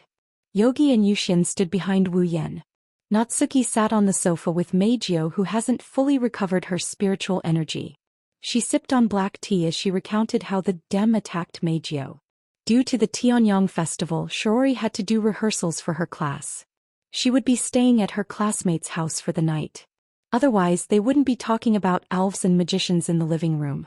Other than Wu Yen, Toka, Yogi, and Zhou Xian's expression became more and more serious. Yoshino's pretty face also had a hint of fear. They were reacting to Meijio's near-death experience. Kotori's brows were tightly knitted. Her brows didn't loosen even after Natsuki finished. Another Dem? Kotori clicked her tongue in displeasure. She crossed her arms and glanced at Meijio. Although I knew that they had always coveted elves, I didn't expect that even Meijio, who was originally a human and had no problem with her background, would be discovered as an elf after living in Tiangong City for so long. Those guys wouldn't wander around Tiangong City with detectors every day, right? Yes, they really wander around Heavenly Palace City with detectors every day. Even if they're alone, it would take at least a month.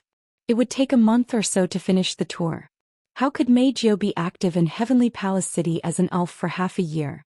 Wu Yen rolled his eyes at Kotori. He rubbed his chin. Well, with the power of Dem, it's not difficult to find an elf living among humans. It's just a matter of time. Meijio also uses her spiritual power to sing every time she holds a concert. It's already very surprising that she hasn't been discovered for half a year under such circumstances. Kotori nodded in agreement. She suddenly frowned. According to what you said, is Meijio's identity exposed because of the concert? Kotori looked at Wu Yen. The more she thought about it, the more likely it seemed. After all, didn't Irene appear at Meijio's concert venue when she invited you to meet Will Scott in Dem last time? Perhaps it was exposed at that time. This. Wu Yen pondered for a moment. He nodded. Very likely. Meijio was stunned. His expression became slightly complicated. He didn't expect it. In the end, the reason why she almost fell into a desperate situation was because of her singing. Could it be? Was it really wrong to use the power of elves to sing? Meijio was at a loss. She couldn't help but look at Wu Yen, who was deep in thought. If he didn't use the power of the elves to sing, would his voice be restored? Would he listen to her sing again? With this thought in mind, Meijio shook her head again as if she was trying to get rid of the distracting thoughts in her mind. She fell silent. Regardless, I've completed my mission here. What to do next is up to you. Natsuki sipped from her cup of black tea as she spoke casually. After all, this is your home ground. I won't give you any suggestions, that's true. Kotori rubbed her temples as if she had a headache. But that Irene is really strong. Normal elves aren't her match. Even the old me wouldn't have been able to defeat her. Someone like that is too dangerous. Kotori was a little annoyed. There's nothing they can do about it. Irene's strength is a huge threat to the elves. Other than Toka and Kotori, no other elves are Irene's match. Even Toka and Kotori wouldn't be able to defeat Irene if they weren't summoned by Wu Yen. Under such circumstances, Irene's existence is the biggest obstacle for Ratatoskr. If they can't find the elves in the real world, before Irene, they'll most likely die. Even if they're lucky enough not to be killed, they'll be captured. Ratatoskr, who advocates peaceful means to solve the elves' problems, can't just stand by and watch this happen. Now, because of Oni-san, the Dem didn't come to us, but they must have gotten a hold of our situation. Kotori narrowed her eyes as she looked at everyone. I'm afraid that the fact that there are more than 5 elves living in this house has already been found out by the Dem. Perhaps even the existence of Ratatoskr has been exposed. Come to think of it, once we reveal any flaws, they will definitely attack us without hesitation, right? Isn't that dangerous? Yakuya couldn't help but ask. Of course. Zhou Xian said worriedly. Even if Master is here, we can work together to fight the enemy, but Shiori is still in this house. The robot army won't even let Shiori go? Toka was shocked. Isn't Shiori a human? The Dem won't give up the chance to kill the elves for a bunch of normal people. Kotori sneered. It's not just my sister.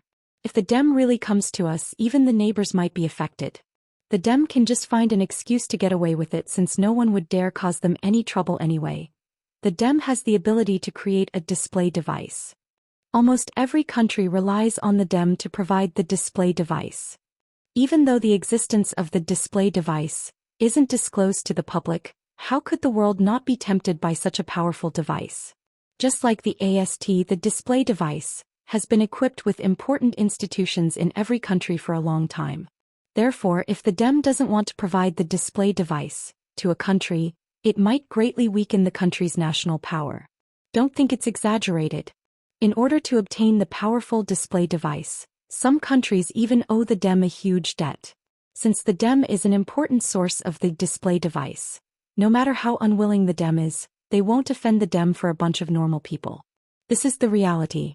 Even if it's cruel, if that's the case, we can't just sit by and watch. Wu Yan clenched his fist. He glanced at Miyuki, Yagusha, and Zhou Xian before turning to Kotori. Don't tell me the Ratatosker higher-ups aren't going to do anything about it? Those bastards only know how to hide behind the scenes. They won't stand up against the DEM. Kotori pouted.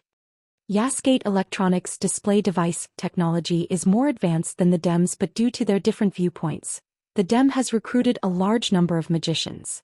Their combat power is much stronger than the country's. In comparison, we don't have a single decent magician on our side. It's already hard enough to have a real magician. How are we going to fight the DEM's magician army? This is more troublesome than I thought. Wu Yan closed his eyes and knocked on the table. After a while he opened his eyes again. If that's the case, let us do it. Do it? Everyone was stunned. That's right. Wu Yan turned around and looked in the direction of the DEM branch office. His lips curled into a cold smirk.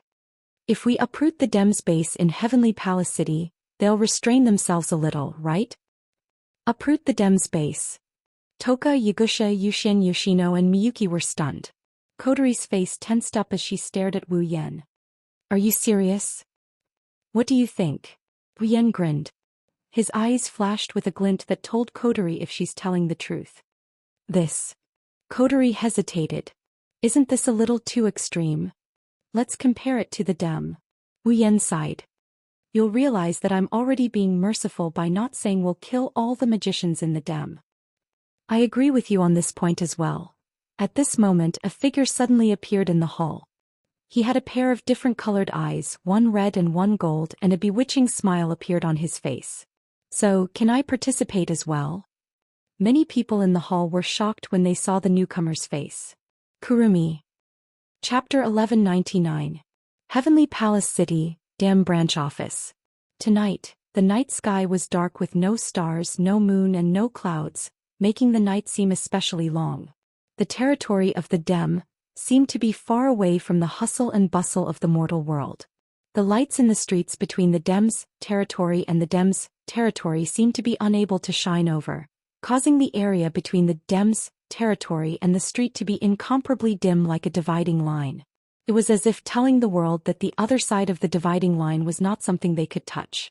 The darkness of the night was a stark contrast to the lights. In the territory of the DEM, many of the DEM members loved the night.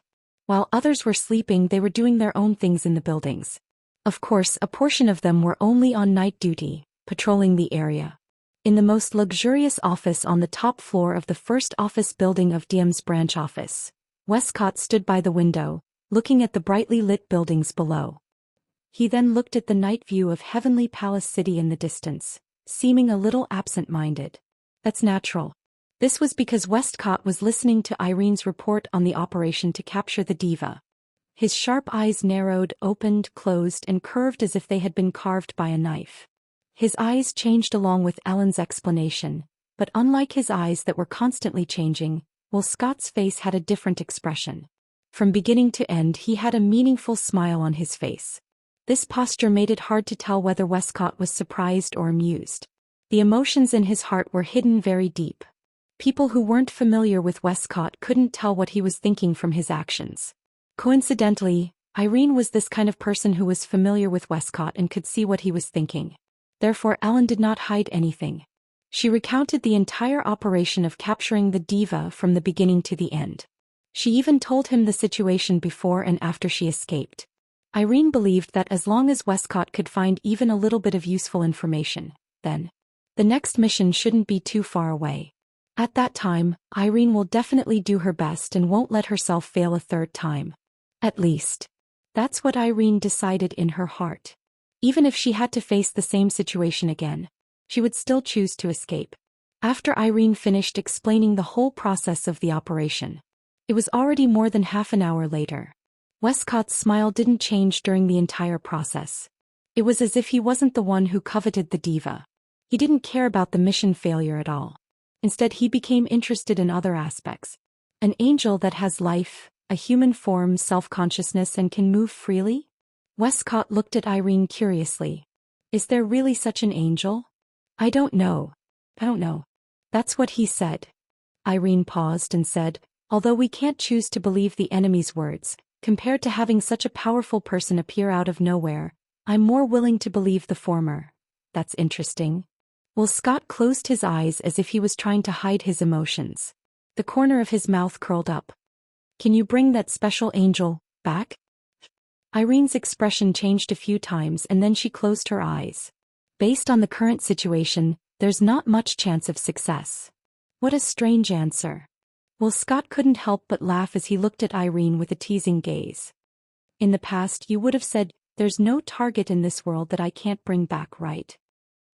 I do want to say that. Irene opened her eyes and met Westcott's gaze. Unfortunately, it's the truth. I can't ruin Ike's plan because of my willfulness. This answer is more in line with your character. Well, Scott shrugged and asked casually. What about the magicians who went on the mission with you? They came back not long ago. Irene replied expressionlessly. The angel didn't seem to want to do anything to them. They said the angel let them go and they came back. What about Jessica? She's heavily injured. Irene's expression didn't waver at all. She spoke as if the heavily injured magician was a mouse not worth mentioning. After being treated by the manifestation device, her injuries are almost healed. She should be yelling about tearing the angel, who injured her into pieces, shouldn't she? Indeed, Jessica would do something like that. Well, Scott seemed to be amused by Irene's words. He couldn't help but chuckle before glancing at Irene. What about you? I've also been healed by the manifestation device.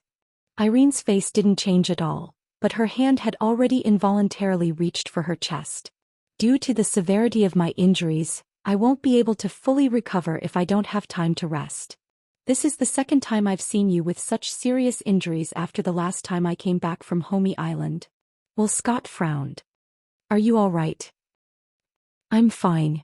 Irene answered without hesitation. Although I need time to recuperate, I can still fight now and display my full strength. However, I can't fight for too long. That's good. Westcott nodded with a smile. He turned around and continued to look out the window. What about the diva? Seeing that while Scott did not ask any more questions, Irene hesitated for a moment before asking her own question. Should we continue to monitor the angel's movements and arrange for the next capture mission? Since that person even sent his angel to protect the diva, it proves that he won't let us touch the diva. Well, Scott shook his head. So let's not think about the diva for the time being. It was Irene's turn to frown. Are we going to ignore the elves in Heavenly Palace City? For now. Westcott waved his hand at Irene without turning his head. His indifferent and calm voice drifted into Irene's ears. Tell the people below to keep track of the elves' whereabouts and situation at all times. Don't let them out of our sight, especially that person. He even has an angel that I've never heard of. I have a feeling that he's not an ordinary elf. Irene narrowed her eyes and her face darkened. Dokashido, huh? Westcott lowered his head and a happy smile appeared on his face. I'm getting more and more interested in him. Too bad I didn't ask him to join us. Towards Will Scott's words, Irene was rarely non-committal. Irene didn't know Wu Yen well, but that didn't affect her judgment. He's an elf. The DM is an organization that kills elves. Under such circumstances, how could he possibly join the DM? She did not even need to think about it. Westcott should have understood this, but he did not seem to have given up on letting her join the Democratic. This did not match Elaine's understanding of Westcott. Elaine could only assume that Westcott had his own considerations and plans. In her mind, the faintly smiling face that seemed to be engraved in the depths of her mind appeared once again. When she recalled the other party's powerful strength and the equally powerful angel, Irene's breathing quickened a little. Because of her slightly hurried breathing, Irene raised her head and inadvertently swept her gaze to the sky outside the window. However, with this sweep, Irene's pupils violently shrank and her expression changed drastically. Irene. A shrill cry rang throughout the office. Irene suddenly pounced in Will Scott's direction. A golden radiance flashed over her body, and the Pendragon, Irene's special CR unit, appeared on her body. Irene immediately activated her Tour de Tori barrier and rushed towards Will Scott. At the same time, outside the window in the night sky, an overwhelming sea of red lotus flames that emitted intense heat shrouded down without any explanation. In an instant, it landed on the entire DM branch office and the office at the top of the first office building. Chapter 1200. In the sky above the DEM branch office. In the void, a piece of space suddenly undulated up and down like the surface of the water. At the same time, invisible ripples spread out, like a mirage gently swaying, full of illusions. Not long after, in the ripples, several figures walked out in the air as if they were taking a stroll. They appeared in this dark night sky, floating above the DEM branch office. It wasn't until all of the figures walked out of the ripples that the ripples gradually dissipated. The people who came were naturally Wu Yen, Natsuki, Kurumi Yakuya, and Zhou Xian, who planned to directly attack the DEM branch office. Originally, Toka and Yoshino also expressed that they wanted to come together, but they were rejected by Wu Yen. Toka and Yoshino were indeed very strong. One was a 9th Order powerhouse and the other was a peak 8th Order powerhouse. If they helped, presumably this battle should be much easier. However, compared with the strength of the two elf girls, their personalities were not suitable for this attack. Toka was simple, naive, and romantic. Although it's not that she hasn't fought before, she has never taken the initiative to fight, let alone kill. The purpose of this attack was to uproot the DEM branch office in Heavenly Palace City. Under such circumstances, even if Wu Yen didn't intend to carry out a massacre, he couldn't guarantee that he wouldn't kill anyone. Taking the initiative to fight like this may even evolve into a massacre. Letting Toka come with them. It's a bit inappropriate. Not to mention Yoshino, this little girl who was so kind that she didn't want to fight back when she was attacked by others. She didn't want to bring pain and fear to others. Bringing her here was really cruel. Therefore, Toka and Yoshino were pressed at home by Wu Yen and the others to sleep. As for Meijio, let's not talk about whether she was willing to come or not. First of all, she hasn't recovered her spiritual power yet, so she would only drag them down if she came. As for Kotori, she returned to Fraxinus. She's ready to provide backup at any time. She's also here to help Wu Yen and company. If anything goes wrong, she'll be able to detect any anomalies and act as backup for Wu Yen and company. In any case, with Wu Yen, Natsuki, Kurumi Yaguya and Xianxia's strength, it would be impossible for them to defeat Huang Xiaolong. If there were no accidents, dealing with a DEM branch company was just a matter of time. With Wu Yan's red jade mode suppressing everything, it would be difficult for anything to go wrong. Is this the headquarters of the DEM magicians who specialize in killing elves? Wearing a skimpy, skin-tight restraining suit with shackles on his hands, feet and neck, Yi Jia looked down at the territory of the DEM, with an excited smile on his face. You look very fragile, master. Can I blow it away? Agreed. Xian didn't seem to have a good impression of the DEM either. Her silver eyes were filled with a reckless desire to destroy everything. It looks like a wide area of effect, but if I work with Yi Jia, I should be able to blow away everything inside. Era sounds interesting. Kurumi tilted her head and tapped her lips with a finger. She had a covetous expression on her face. It's a pity they don't have a wide area of effect attack. What a pity. Same here, I've never done something like demolishing a building. Natsuki held up her parasol. She glanced at Wu Yen. But a job as destructive as this should be the most suitable for vampires like you who can control familiars, right? I don't plan on releasing my familiars, at least. A branch company isn't worthy of me releasing my familiars. Wu Yen grinned and he took a step forward. He arrived in front of everyone and he looked down at them. He raised his hand and a crimson spatial ripple appeared above his hand. The ripple spat out a long sword that exuded an ancient aura. The sword fell into Wu Yan's hand. I don't plan on releasing my familiars, but I'll give them a nice greeting gift. I don't need to use my familiars. Grabbing the Nyatanshana, Wu Yen grinned maliciously. It's enough for me. As soon as he finished speaking, a thick red lotus flame burst out from the blade of Nyatanshana. It expanded and shot into the sky like a pillar of fire. It was so hot that even the air was evaporating. It instantly turned into a curtain of fire. Next, Wu Yan swung Niatono Shana down with a curtain of fire. Bang! In an instant, the entire red lotus fire curtain collapsed and poured down crazily from the sky like a tide. It was like a sea of fire that covered the sky and covered the earth. It was like a waterfall, steaming hot air. With a loud bang, it fell to all the buildings below. Kaboom! The violent sea of fire hit the territory of the Dem Branch Company without any explanation. The temperature between heaven and earth rose in an instant, and the rich red lotus flames rushed in all directions. It was like the magma of a volcanic eruption, and also like the sea of fire that exploded, burning all the buildings of the Dem Branch Company. What is this? Fire. It's fire. It's on fire. Heavens, why is there such a big fire? Put out the fire. In less than 10 seconds, the land occupied by the Dem Branch Company was engulfed in scorching flames. One building after another was engulfed in flames. The terrifyingly high temperature on the ground caused the glass windows to melt and evaporate in an instant. Visible to the naked eye, scorch marks spread across the ground. One by one, people escaped from the buildings in a sorry state, screaming crazily. This scene was like a scene straight out of hell. Woo! A loud alarm rang out from the building below, spreading throughout the entire area in an instant. It's the space-time alarm. It's unknown if it's to defend against the sea of fire or because they noticed Wu Yan and Co.'s arrival. The spacequake alarm reverberated throughout the entire Dem branch. Shortly after, the buildings bathed in the sea of fire were covered by thick steel plates. Most of the people moved away to take shelter. Then Wu Yan's group saw something. Magicians in CR unit and cold bandersnatch robots flew up into the sky like locusts and flew towards them. Era. Kurumi pursed her lips and smiled. We've been discovered. They're finally here? The corners of Yi Jia's lips curled up into a smile as he stretched his body. Perfect, I haven't moved my body for several months. It's about to fall apart.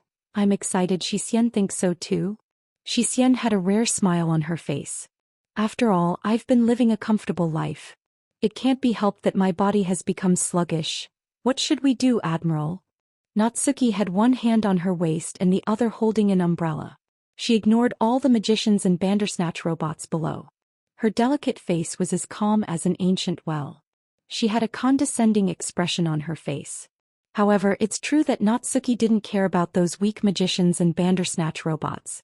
She wasn't afraid even when she could only use her avatar to move around. Now that she can use her real body and guardian, she's Wu Yan's familiar. Do we need to dismantle these pieces of scrap metal? Wu Yan wanted to nod when he heard Natsuki's words. However, he stopped when he heard the sound of something breaking through the air. He looked over with the girls. In front of them, in the first office building burning with red lotus flames, a stream of light shot out from inside at an extremely fast speed. It flew over and appeared at the head of the group of Dem magicians and bandersnatch. It's Irene who's holding Will Scott. You guys. Irene's pretty face was so gloomy that water was about to drip out. She supported Will Scott's body and glanced at all the buildings that were covered in layers of flames. Her face was slightly twisted. She looked up at Wu Yan, Natsuki, Kurumi, Yi Jiao and Xian. She gritted her teeth and stared at Wu Yan, who was holding a saber with blazing red lotus flames. Her eyes were filled with terror. Chapter 12:01. The flames wreaked havoc and the scorching heat vented itself on the ground. The slowly burning red lotus fire mercilessly burned everything in the Dem branch office. The steel that covered all the buildings, which were specially used to defend against the space quake disaster, showed signs of melting under the burning of the flame. Under such circumstances, if a normal person stepped into the sea of fire, they would be instantly incinerated to ashes.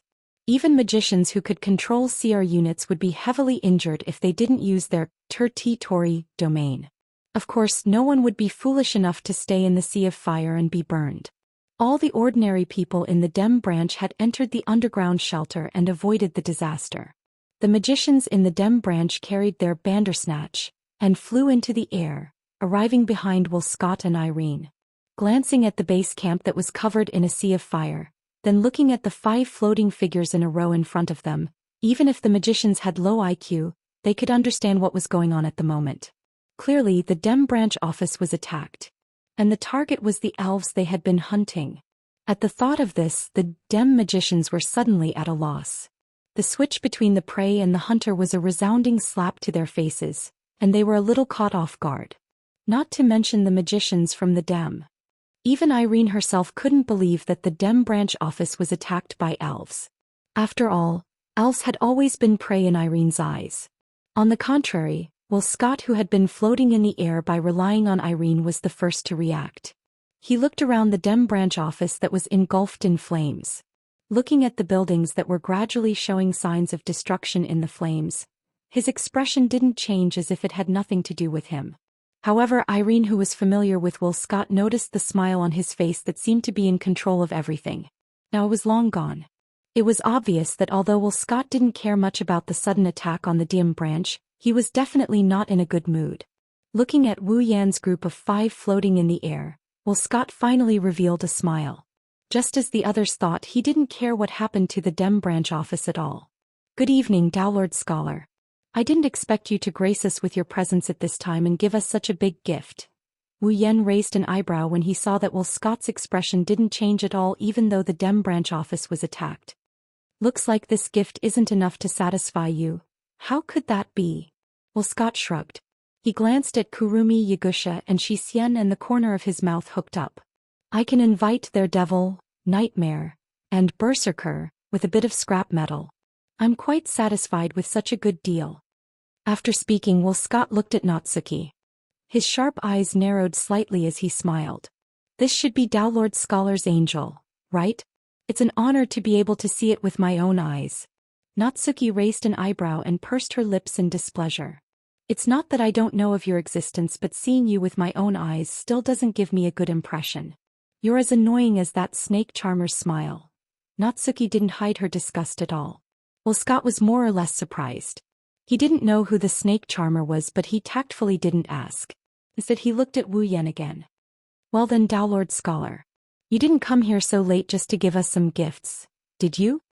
It's nice to talk to smart people, it saves me a lot of trouble." Wu Yan sighed. He looked at the smiling Will Scott and the tense Irene and chuckled. "The reason I came here is very simple. Your recent actions have been quite unpleasant, so I came to remind you to restrain yourselves." "What is the meaning of this?" Irene raised her head abruptly. Her cold gaze landed on Wu Yan. Her voice was as cold as ice as it dropped to 0.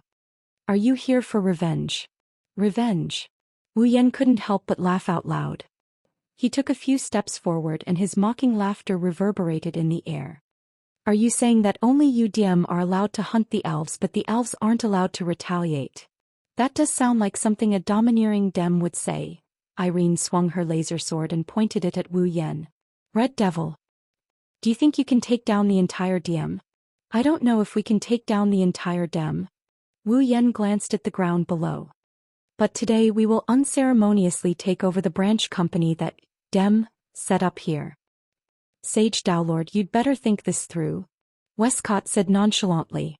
"Although I don't really care what happens to this place, the headquarters won't just stand by and watch the elves destroy the branch. Destroying this place will only bring you more trouble. As long as I can make you guys behave for the time being." Wu Yan shrugged while holding Miatono Shana, who's still burning with red lotus flames. "As for the rest, when we gather more companions, we will naturally settle the accounts with you one by one." Hearing this, even Will Scott couldn't maintain the smile on his face. Wu Yan's meaning was clear. He planned to use the time the DM took to recover from the destruction to win over the rest of the elves. When that time came, it would be difficult to tell who was the hunter and who was the hunted apart from the alliance of the elves. This is something Westcott, who has always coveted the elves' power, didn't want to see. Westcott shook his head and sighed as he stared at Wu Yan hovering in the air. "It seems like we can't be friends anymore." "Friends?" Wu Yan almost laughed out loud. He looked at Will Scott with a disdainful look. "Should I call you naive? Or should I call you a joker?" "You're right. That's true." Will Scott patted Irene's shoulder and raised his hand. "However, I can't just hand this branch over to you, or else I won't be able to explain myself. Let's see if the human magician or the elves will win this war." "Everyone carry out the order," Elaine yelled as soon as Westcott finished his sentence. "Capture their devil, Nightmare, and Berserker, immediately. You're allowed to kill them. Don't hold back. Yes. The resounding response instantly resounded throughout the entire Dem branch office. Raphael Hilrim. Echo. Raphael, the binder, Alnahash. At the same time Yigaya and Xixian also raised their shackled hands. A violent gust of wind swirled around their hands, like a vortex retracting back into their hands. When the storm exploded, a pair of cold, mechanical wings appeared on Yigaya's right shoulder and Xixian's left shoulder at the same time. On the arms that were on the same side as the wings, there was also a hand gauntlet that shone with a metallic luster. A huge crimson conical spear and a chain with a rhombus-shaped blade appeared in the hands of Zhou Xian and Xixian, who were wearing gauntlets respectively and gripped them tightly. The dark night sky was covered by thick dark clouds. Violent winds comparable to the sea of fire below began to wreak havoc in the air. The sky and earth were extremely oppressive. Chapter 1202. In the DM company that was filled with tall buildings, the fire was gradually expanding under the violent wind. The wind was also becoming more and more violent under the burning of the flames. The wind helps the fire and the fire helps the wind. Accompanied by the raging winds and the sea of fire, the buildings belonging to them were inevitably destroyed one by one on the ground. Charred stones flew everywhere under the raging winds. The entire Dem branch company was slowly walking towards destruction. Ha! Yegushir held a huge Ilrim spear in his hand. The tip of the spear spun rapidly like a drill bit, bringing with it a strong gust of wind. Like a huge tornado arrow, the spear shot out with a sharp whistling sound and attacked the Dem magicians. Dusk Cord also swung the Al-Naash chain spirit pendulum in his hand, creating complicated trajectories in the air, creating gusts of wind. As Dusk Cord swung it, the gusts of wind turned into sharp wind blades slicing forward. The magicians of Dem were blown away by the storm created by Yakuya and Xixian. It was as if their chests had been hit by an invisible hammer. They screamed and disappeared into the horizon like pieces of paper. For a moment, the sky above the Dem branch was filled with screams and cries of agony. Hee. On the other side, Curison was floating in the air wearing a blood-red princess dress. A dense black shadow rippled out from his body and quickly expanded. Hundreds of identical wild threes immediately twisted and shot out from the black shadow, rushing towards the Bandersnatch team that blotted out the sky and covered the earth. The DM's Bandersnatch troops didn't even have time to aim the laser cannons on their palms at the large number of curtains. The curtains rushed in front of them amidst a series of air-piercing sounds. They actually directly used their hands to viciously pierce through the hard shell of the Bandersnatch, instantly destroying the Bandersnatch in front of them. Bang bang bang bang bang. Not long after, the Bandersnatch that had their bodies torn apart exploded in midair, stirring up clouds of dust and flames. The explosions didn't stop. It didn't stop. Under Yejushir's, Xixian's and Curison's attacks, the number of magicians and Bandersnatch squad was decreasing at an unstoppable rate. Of course, the magicians and the Bandersnatch troops did not just stand there and not fight back. Dense gunfire and laser beams flew out from their weapons from time to time, drawing a trajectory in the air. They flew towards the three elven girls. Unfortunately, the difference was too big. Just by relying on these ordinary magicians and mechanical dolls, there was no way they could turn the tables against the three elven girls. The cries of the magicians continued, and the Bandersnatch gradually turned into pieces of scrap metal and fell to the ground.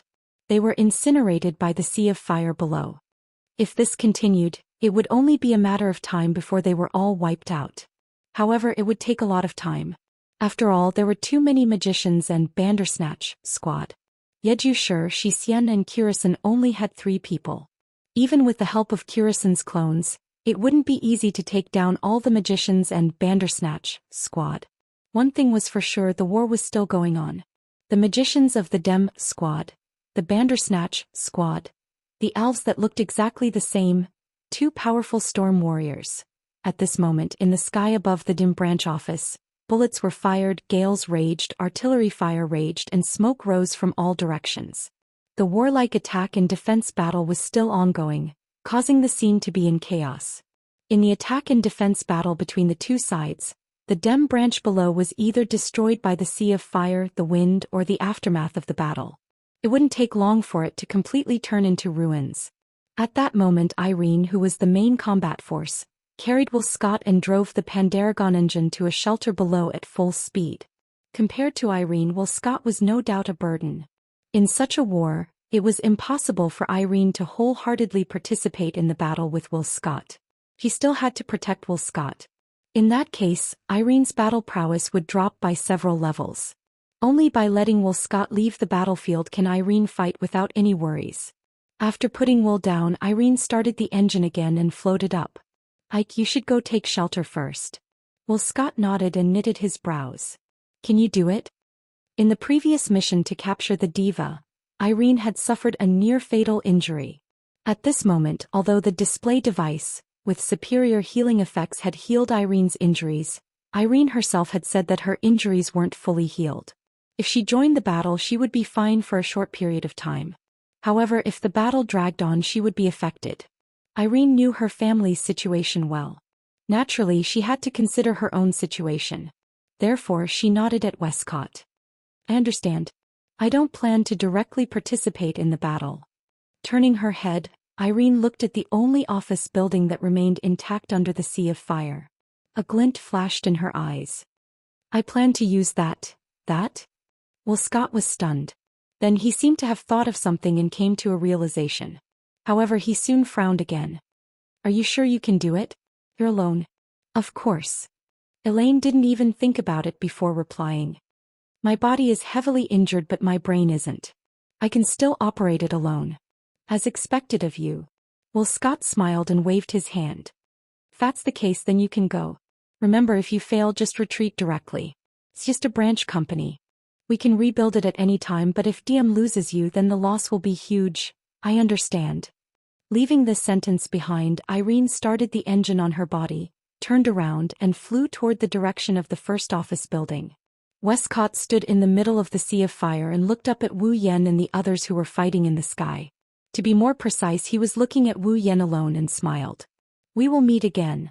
On the other side, while Yakuya, Dusk Cord, and Kurumi were engaged in an unprecedented battle between the elves and the magicians, Natsuki was looking ahead with a calm expression. "I didn't expect you to stand in front of me." "Ah." Natsuki's words were met with maniacal laughter. That laughter came from a woman with red hair and a pair of fox-like eyes. She was wearing a red skin-tight suit. It was none other than Jessica, who had been defeated by Natsuki earlier.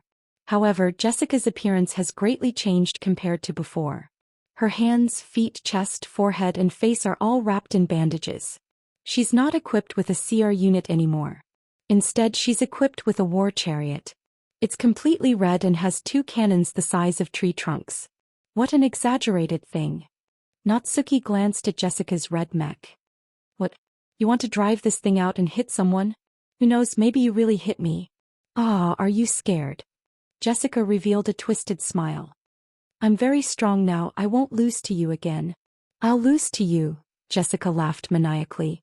She opened her eyes wide and aimed the cannons at Natsuki. "Finally, I can kill you."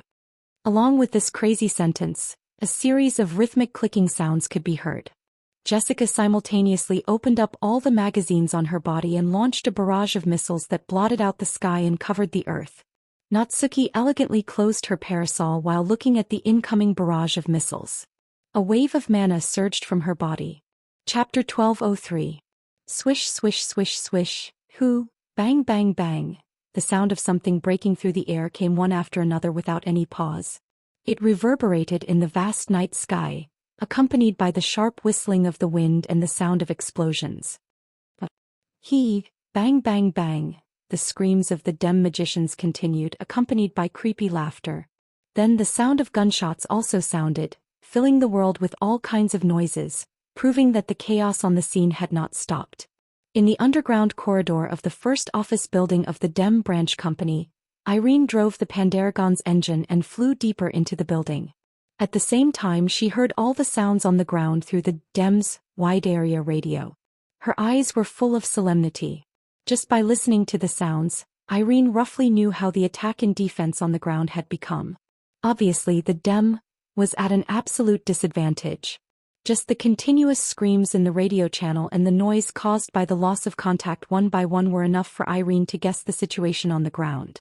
If this continues, the destruction of the DEM branch office was only a matter of time.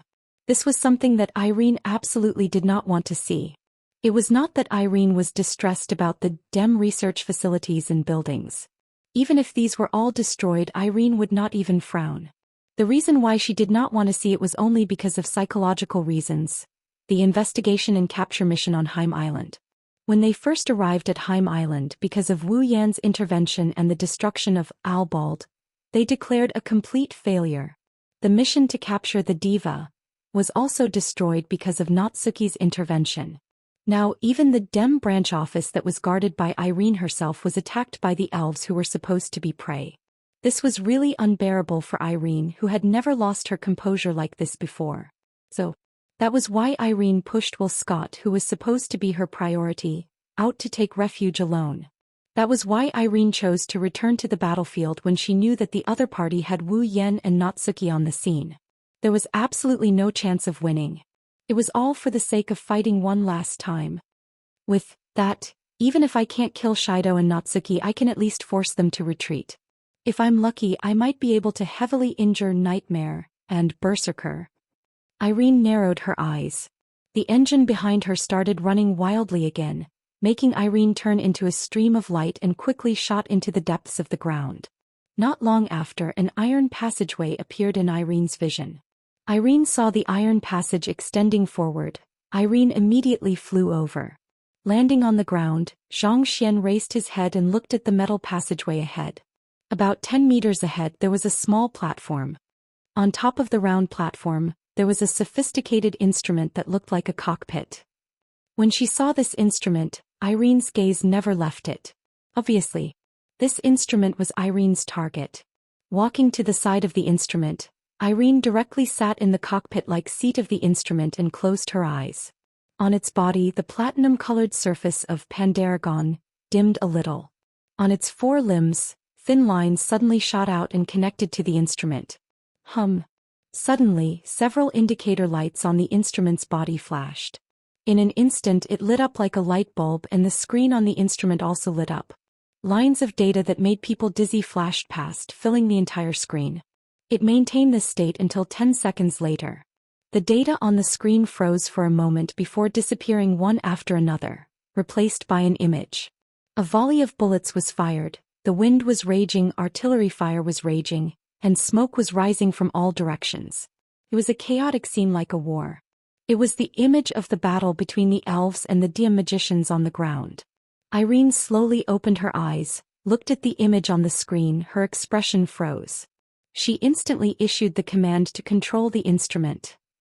Looking at the chaotic battlefield and the sea of flames below, Wu Yan's black clothes fluttered in the wind.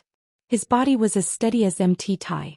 Ignoring the storm that could blow away buildings, he scanned the battlefield, taking in everything that's going on in his mind. Kurumi's avatars destroyed the Bandersnatch one by one, and the Dim magicians were blown away by Yeju and Yeju Xian. The enemy's numbers were steadily decreasing. Wu Yan's expression became more and more satisfied. He glanced at Natsuki, who is playing hide-and-seek with Jessica. Jessica flew into a rage and Wu Yan scratched his cheeks. Looks like I don't have to do anything. At the same time, Kodari's anxious voice came from the wireless earpiece in Wu Yan's ear. There's a large amount of mana being generated. The magnitude of the reaction is even greater than the mana used to power Fraxinus. Be careful. A large amount of mana being generated? Wu Yan frowned. He sensed something and he turned around. He looked at the only building left standing in the sea of fire. The first office building of the DM branch. Under Wu Yan's watchful gaze, the first office building of the Dem branch company started moving. No, it shouldn't have moved. It should be said that the entire first office building of the Dem branch company suddenly floated up and left the ground. Amidst the tremors of the ground, it flew up. Dense mana flowed around the building like a golden light. It covered the entire surface of the first office building. Under the effect of the mana, the red lotus flames on the building were extinguished, revealing the charred building. This is... Wu Yan and Kodari, who saw this scene through the big screen in Fraxinus, were all stunned. While everyone was still in a daze, the first office building suddenly exploded and fell apart in an instant. The deafening roar covered all the other sounds on the scene and attracted everyone's attention. Looking at the scene of the first office building exploding, the magicians of the Dem team cried out in shock. They didn't know what was going on either, even if they told the others. Wu Yan, on the other hand, saw some black shadows in the explosion of the number 1 office building. When the smoke and dust from the explosion slowly dissipated, the existence of the first office building had been completely erased. What appeared in everyone's eyes were instruments that looked like automatic surveillance cameras. However, they were several times larger than automatic surveillance cameras and were the size of tables. "What's that?" Kodori couldn't help but ask. "How am I supposed to know?" Wu Yan bitterly laughed. He narrowed his eyes as he looked at the flying machines. "But it's normal. This is the DM's territory after all. I don't believe they don't have any ultimate defense measures. Then you have to be careful," Kodori said in a deep voice. "If that's the case, then those things aren't simple." It's unknown if Kodori's words are true, but the instruments in front of them started circling in the air at an extremely fast speed. They all stopped at a fixed position. Immediately after, the 2 ends of the instrument flickered with light, emitting light, connecting with the light emitted from the instrument closest to it, forming a huge circle with light, emitting a strong light. Traces of terrifying energy fluctuations began to condense within the circle. "Oni-chan, careful." Kodori's panicked voice startled Wu Yan. In the next instant, all the energy within the huge circle of light condensed into a deadly beam of light and shot out. Wherever it passed, the fighting automatons and Kurumi's doppelganger were crushed like dried twigs. Like a pillar holding up the sky, the huge beam pierced through space and evaporated the wind and atmosphere. It enveloped Wu Yan's figure. Chapter 1204. The torrent of light seemed to have pierced through the sky. From the circle that was emitting intense light, the torrent of light shot up into the sky at an oblique angle, shooting towards the direction of the sky. The surrounding wind and atmosphere were crushed into nothingness in the blink of an eye. The Bandersnatch puppets and Kurumi's clones were also annihilated in an instant. A huge hole was formed in the dark clouds that covered the sky, revealing the dark night sky inside. It was like a pillar of light that illuminated the world. It was very dazzling. However, the elves who saw Wu Yan being shot by such a terrifying torrent of light didn't think it was that dazzling. Natsuki and Kurumi's expressions changed. Yeguya and Xian also shouted in shock. "Master!" Seeing Wu Yan being swallowed by the torrent of light, the girls became anxious and no longer held back. Mana and spirit energy began to surge crazily from Natsuki, Kurumi, Yeguya, and Xian. The Guardian of Gold was summoned by Natsuki. With a slash, the Guardian of Gold cleaved the chariot-like body of Jessica in half. At the same time, the Guardian of Gold slashed a huge wound on Jessica's body so deep that her bones could be seen. Kurumi summoned her own carving emperor, and fired bullets with the power of time at her avatars, causing all the Kurumi to be buffed. They madly attacked the remaining Bandersnatch machines and turned them all into scraps. Yaguya and Xian unleashed the full potential of their angels.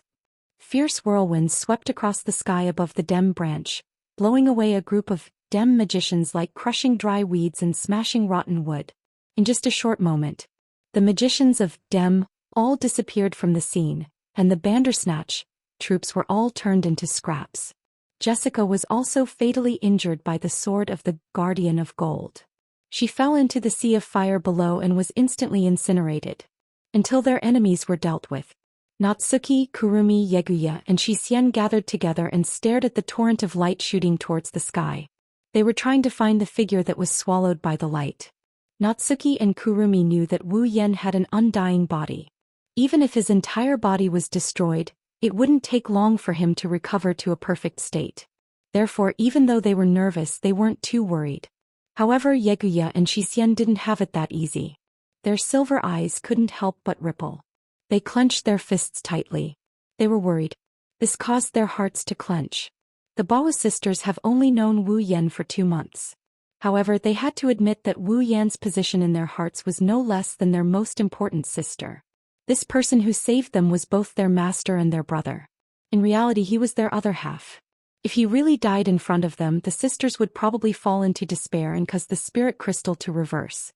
Under the gazes of the girls, the torrent of light gradually calmed down and slowly dimmed. The pillar that was originally as big as the sky also slowly shrunk until it completely disappeared.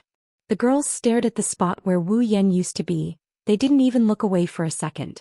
Finally, in their field of vision, an extremely familiar figure wrapped in white flames appeared in the gradually disappearing torrent of light, unscathed. Phew! Natsuki and Kurumi couldn't help but let out a sigh of relief. Yeguya and Xian were even more delighted. Even Kodori, who was inside Fraxinus, was secretly relieved. Let alone the girls, even Wu Yan himself couldn't help but calm down. He still felt some lingering fear. If he didn't use the white dragon's scorching flame to engulf his body in time, he would have burned away the light beam that came into contact with him. That light beam's power would have killed Wu Yan. Even if he didn't die once, he would have at least lost a layer of skin. To put it bluntly, that torrent of light was at least 100 times stronger than the mana condensing beam cannon that Albald fired at Wu Yan last time. Wu Yan wouldn't be worried about his life being in danger if that attack hit him, but he'd be in a lot of pain. Even Raphael can't hurt him? On the other side, in the basement of Dem's first office building, Irene looked at Wu Yan's unscathed appearance on the screen and her expression changed. What's that white flame? I've never seen him use it before. Irene bit her lip. Could it be that he's never shown his full strength in front of me since the moment I met him? How is that possible? Irene's eyes were unfocused, filled with unwillingness. That's enough, Irene. An indifferent voice sounded from Irene's radio channel. Let's stop here, Ike. Irene was stunned. She took a deep breath and calmed down the violent trembling in her heart. She glanced at Wu Yan on the screen as if she wanted to remember him forever. She then replied in a normal tone. Got it. That's good. Well, Scott smiled with satisfaction. Come pick me up first. We probably won't be able to stay in Tiangong City for the time being. Come back to the headquarters with me. Understood.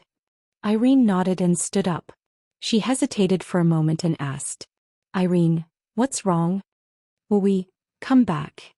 Isn't that a given? Well, Scott was stunned for a moment before he laughed out loud. His voice was filled with joy and excitement. There are a lot of interesting things here. That's true. Irene glanced at the screen and muttered as if she was talking to herself. I will also become stronger. In the dark night sky, the light of dawn illuminated the dim branch that was full of ruins and had turned into a piece of scorched earth. As if to announce the end of the war, it clearly exposed everything that had happened in the night not long ago under the sun without hiding anything. In the air, all the Kurisans turned into black shadows and shot into her shadow. The raging wind slowly dissipated along with the sea of fire. Natsuki, Kurisan Yagushir and Xian gathered around Wu Yan. Are you okay? I repeat, Master, are you okay? Yagushir and Xian looked at Wu Yan to make sure he's not missing any parts. Wu Yan chuckled. I'm fine, don't worry. Shaking his head, Wu Yan looked at the large pieces of trash that fell to the ground like broken surveillance cameras. He then looked at the entire branch office that was reduced to rubble and he exhaled. Now that the branch is destroyed, the DM should restrain themselves and let us live peacefully for a while. That should be the end of this. Yi Jushir and Xian nodded and couldn't help but smile. Natsuki opened her parasol with a look of disapproval. It's very difficult to live a peaceful life with you by my side. Wu Yan awkwardly smiled and sighed. He didn't have anything else to say. Wu Yan looked at Kurumi, who is quietly looking at the ruins below. He paused for a bit before continuing. You didn't find it, right? Yes. Kurisan nodded and smiled. It's like hubby said, there's no second elf here. Then what do you plan to do? Wu Yan scratched his face. Continue to search. For the time being, I don't think so. Kurumi turned around and she met Wu Yan's gaze. She seemed to have gotten over something and she smiled in a carefree manner. After all, I still don't know what I'm thinking. Is this okay? Of course. Kurisan tilted her head and showed a beautiful smile. Maybe I'll continue to search when I come back. But for now, I want to live peacefully. Is that so? Wu Yan stared at Kurumi for a long time before he laughed. That's not bad. Chapter 1205. Now, all the branches of the DM industry in Tiangong City have been turned into scorched earth. Both the research facilities and the office facilities have been turned into ruins. Witnesses nearby at that time claimed to have seen a fire in the dim industry branch, which is very likely to be an important reason for the destruction of the place. As for whether the fire was man-made or a natural disaster, we don't know yet. The relevant departments have instructed us to investigate the matter further. It is worth mentioning that in this disaster, there were no casualties in the branch of the dim industry in Tiangong City. As soon as the disaster appeared, all the staff in the industry were evacuated. I have to say that this is a miracle. Wu Yan was sitting on the sofa in the living room of Wu Yan's house. He munched on bread while watching the live broadcast of the destruction of the DM branch on TV. After a while he shook his head and sighed in disappointment. In the end, what's the point of this report? It's not clear at all. Then what do you want them to report? A live broadcast of the battle between the elves and the magicians? Coterie put her hands on her hips and rolled her eyes at Wu Yan. Let alone Ratatosker, even the DM wouldn't expose something like this to the public. That's why I said it's meaningless. Wu Yan waved his hand listlessly. Even though the elves and magicians can't be exposed to the public, let's see if Wesson wants to see it on TV. But it's good to let Will Scott go on TV and see what he says. I can't help but want to see if he'll continue to put on that annoying smile when he's interviewed by the reporters. You really have a bad taste. Coterie sighed helplessly. Wu Yan chuckled maliciously. If it was anyone else, their face would be as dark as charcoal even if they didn't go berserk on the spot. However, if it was Wesson, he might actually laugh and say something like, "There's nothing we can do about it." Then he'll be slandered by malicious speculations. For example, his own territory was destroyed. There must be something going on behind the scenes. Maybe Westcott set fire to DM's branch office himself or something like that. In this world, there are always people who are bored. They're always looking for something to do. Wu Yan didn't mind seeing if Wesson could still laugh in the face of public opinion. No wonder Coterie said he had a bad taste. However, after hearing what Wu Yan said, Coterie understood. Coterie understood what he meant. Well, Scott should have been interviewed since such a big thing happened in the Dem branch. But he's not on TV now. Looks like he probably left already. Wu Yan crossed his arms and shrugged. He actually ran away without saying anything. As a villain, isn't he a little too unqualified? At the very least, he should have said, "I'll definitely be back," right? Wu Yan didn't know that the joke he made just now was pretty much on the mark. Whatever the case may be, before the branch company is rebuilt, they probably won't bother us anymore. Wu Yan stretched his back and he looked refreshed. Even if the buildings can be repaired quickly with the display device, it's not that easy to rebuild the operation of the research facilities. We don't have to worry about a magician or two popping out of nowhere and threatening to arrest us when we're out on the streets. Coterie, Yoshihara, and Yuzan were speechless when they heard what Wu Yan said. Toka and Yoshino, on the other hand, were very happy. Oh, that's great. Toka tilted her head as she chewed on a meat bun. The robot army is very annoying. It's best if we don't see them again. Yoshino nodded. He agreed with Toka's words. Before she met Wu Yan and before her spirit chi was sealed, Yoshino was attacked by the magicians many times.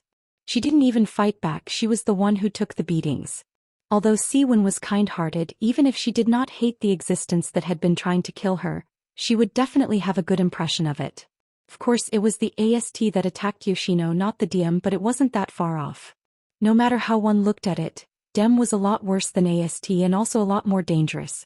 Even if Yoshino was already a powerhouse at the peak of the 8th rank and didn't need to fear any magician, even if Irene came, Yoshino would still be afraid of magicians. Kurumi couldn't help but rub Yoshino's head. Yoshino was startled and surprised. Aside from Yoshihara and Yuzan, who joined after Kurumi left, Wu Yan, Coterie, and Toka, who were familiar with Kurumi, looked at each other with surprise. Kurumi. Wu Yan moved closer to Kurumi and looked around. He was hesitant. Are you really Kurumi? Why do you ask? Kurumi touched her cheeks with a strange expression. Could it be that there's something wrong? Is there something wrong? I guess so. Wu Yan scratched his head. I keep feeling that you're not only more humane than before, but you're also much gentler. Coterie, Toka, and Yoshino immediately nodded, indicating that they also thought so.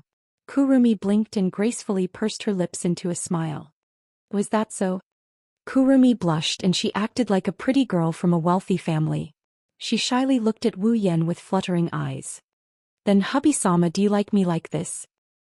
Wu Yan almost lost his cool and started drooling when he saw Kurumi's blushing cheeks and mesmerizing eyes. He coughed and turned his head away in a huff. I'll like you no matter what you look like. Kurumi's eyes turned into crescent moons. Wu Yan's words made her happy. Toka, Yoshino, Yagoya and Yushin looked at him with envy. Kotori even snorted. She didn't mince her words. You only know how to talk sweet nothings and deceive innocent girls all day long. Wu Yan was speechless. At this time Meijio, who had been sitting quietly at the dining table and eating breakfast without saying a word, raised her head. Her intoxicating voice echoed clearly in everyone's ears. Thank you. Everyone was slightly startled. Then they looked at each other and smiled. Whether it was Meijio or all the elves present, they all knew Wu Yan proposed to destroy the DM branch because he was afraid the elves in the modern realm would be killed by the DM.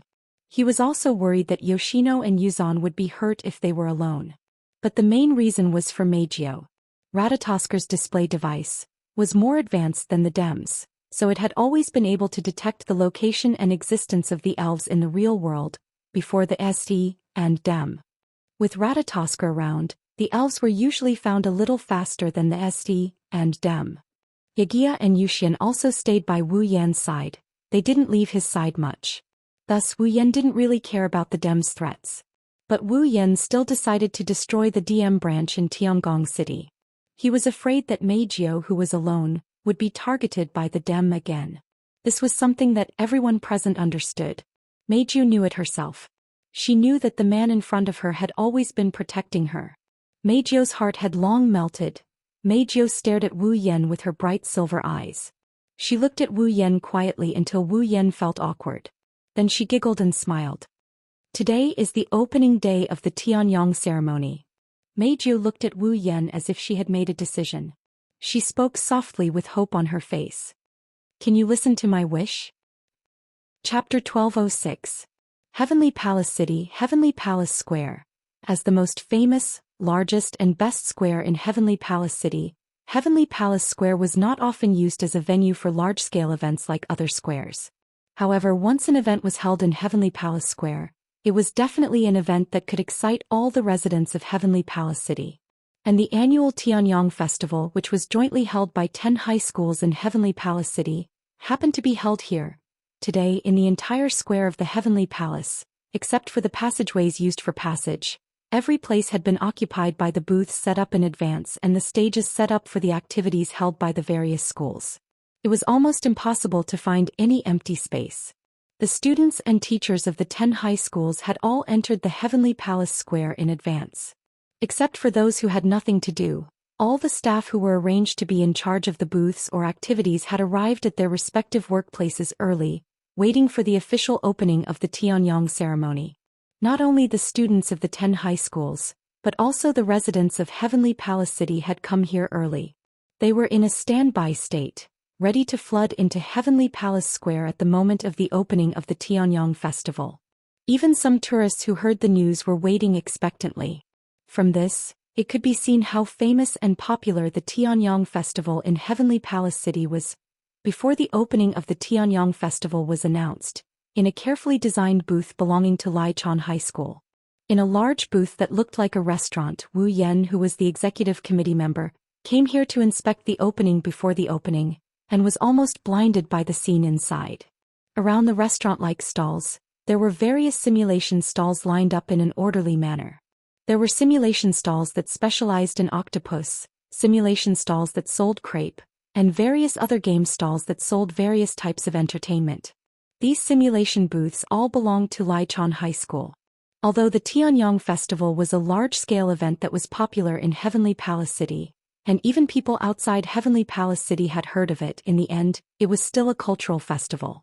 Since it was a festival then, of course it was necessary to eat and drink, which was necessary. So, these booths were normal booths and there must be booths in other high school sections. However, the simulation booth where Wu Yan was now was very unique. On this point, just look at the title on the signboard outside the simulation shop. Maid Cafe. That was right. It was the legendary Maid Cafe, one of the indispensable Mo elements of the 2D world. It was such a shining signboard. Wu Yan, who was supposed to check every stall from the beginning, was instantly distracted. Moreover, without even thinking, he directly abandoned the other stalls and headed straight for this place. The Wu Yan, who had just walked through the door, was immediately captivated by the scene in front of him. He completely forgot about his duties.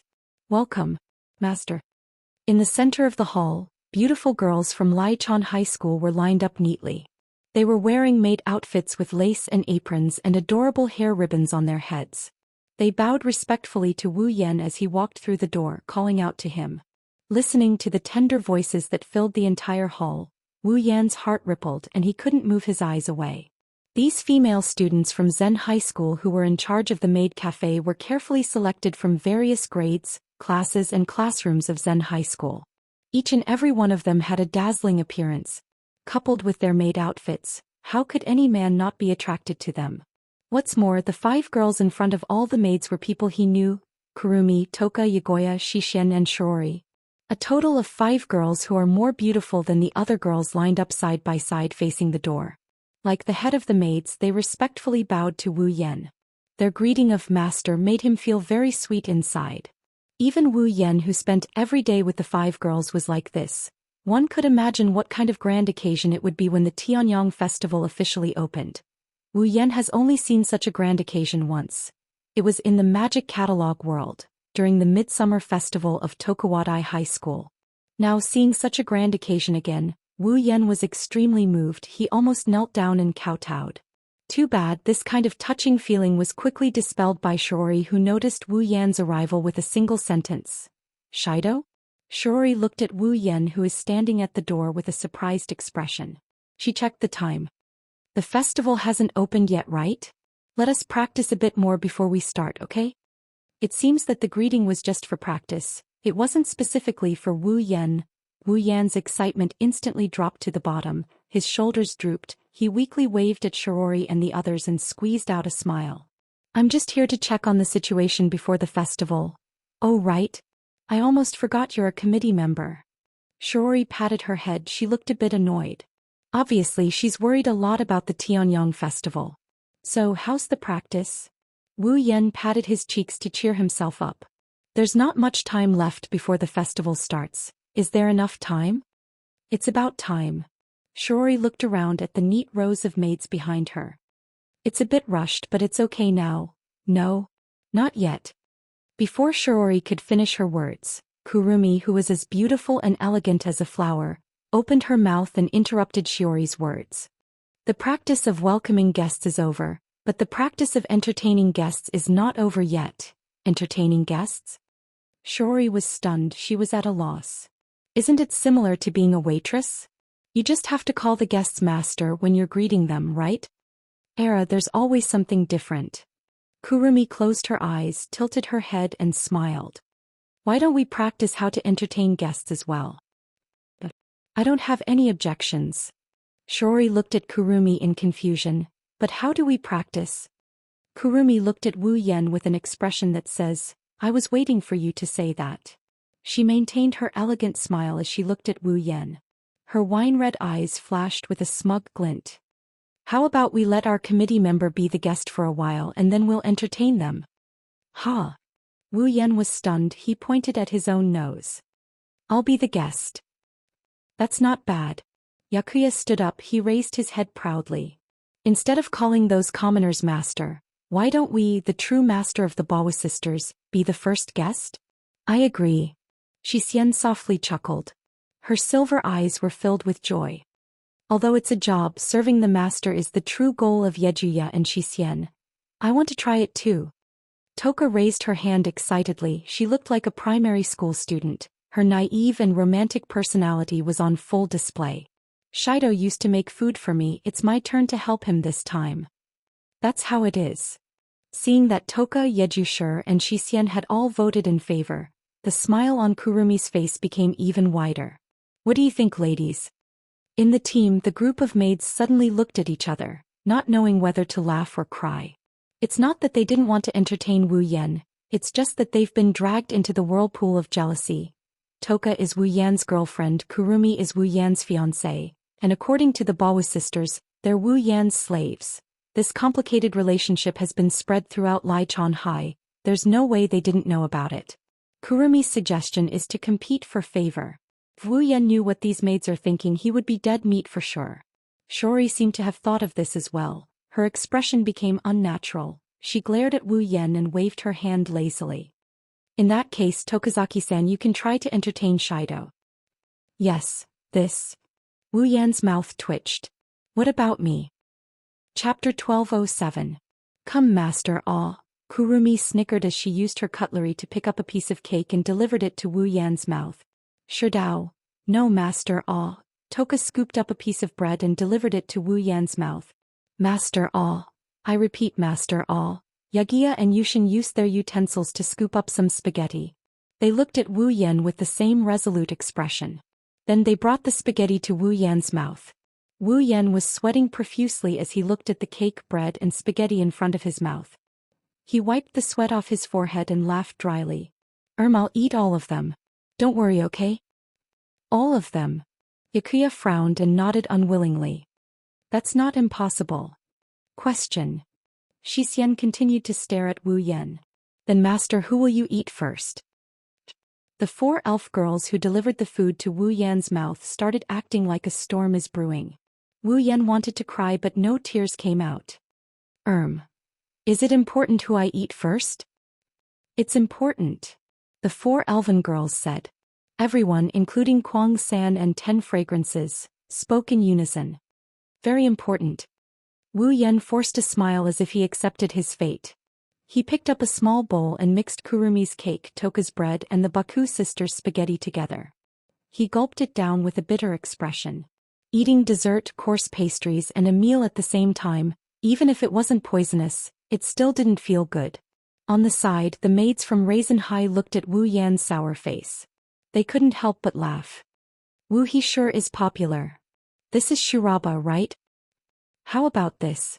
Wu he won't be a playboy anymore, right? The maids in charge of the cafe came from different classes. They were different from the classmates who saw Wu Yan being intimate with the elven girls every day. Because they weren't familiar with him, their comments weren't that bad. Only Shiori. Looking at this scene, he first glanced at Kurumi, Yakuya, and Xian. Then he glanced at 10 Fragrances, who only knew how to pass him bread made of soybean flour, and sighed. The enemy is strong, 10 Fragrance. You need to work harder. Perhaps she heard Shiori's muttering. 10 Fragrance angrily cut off a bigger piece of bread and put it in Wu Yan's mouth. Kurumi, Yakuya, and Xian raised their utensils again as if they had made an agreement. Wu Yan's face turned green. He couldn't be mixing cake, bread, and pasta until the Tianyang festival started, right? What's wrong?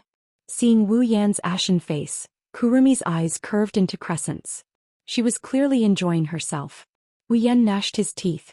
Speaking of which, the one who suggested this was Kurumi. Could it be that Kurumi made such a suggestion just to mess with him? What kind of black-bellied person was this? Wu Yan picked up the small bowl with tears in his eyes. He wanted to continue his journey of mixing dishes. However, a sweet voice accompanied by another utensil was placed in front of Wu Yan's mouth. Wu Yan subconsciously opened his mouth and sucked the food that came out of nowhere into his mouth. Only when the food entered his stomach did he react. He looked at the source of the sound and he saw a beautiful face with bright silver eyes and long violet hair. Wu Yan, Kurumi, Toka, Yagoya, and Yushin flinched.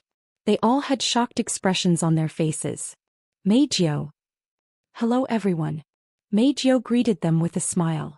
She didn't seem to realize her sudden appearance surprised them. She had a sweet smile on her face. Who is she? What a beautiful person. When did she come in? She's wearing the Dragon Gut Temple Girls Academy uniform. She must be the eldest daughter of the Dragon Gut Temple Girls Academy. She seems to be very close to Wu He. She also did that, for Wu He. Could it be Wu He's? The maids and girls were shocked and began to talk among themselves. They glanced at Meijio and then at Wu Yan. Their gazes gradually changed. Meijio's sudden appearance and intimate feeding made them think that Wu Yan was a playboy again. Wu Yan was filled with grievances when he heard the girls' disdainful gazes. He had nowhere to vent his grievances. He could only smile bitterly. At this moment, above the heavenly palace square, a loud voice that was amplified by a loudspeaker resounded throughout the entire heavenly palace square and into the ears of everyone in the heavenly palace square. The 25th Heavenly Palace High School Joint Cultural Festival, Tianyang Festival, officially open. Oh, almost at the same time in the heavenly palace square, everyone raised their hands and cheered loudly, causing the entire heavenly palace square to be filled with deafening cheers that soared into the sky, accompanied by fireworks that bloomed in the sky above the heavenly palace square. It's open. Shirji reacted and quickly shouted. Everyone hurry up and get ready to welcome the guests. Yes. Era. Kurumi put down her utensils regretfully. She looked at Wu Yan and Meijio as if she saw through something. She pursed her lips and stood up. Well then I'll go to work first.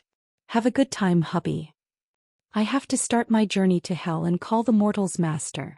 I don't want to, but I have no choice. Goodbye, see you later. Goodbye, Shido.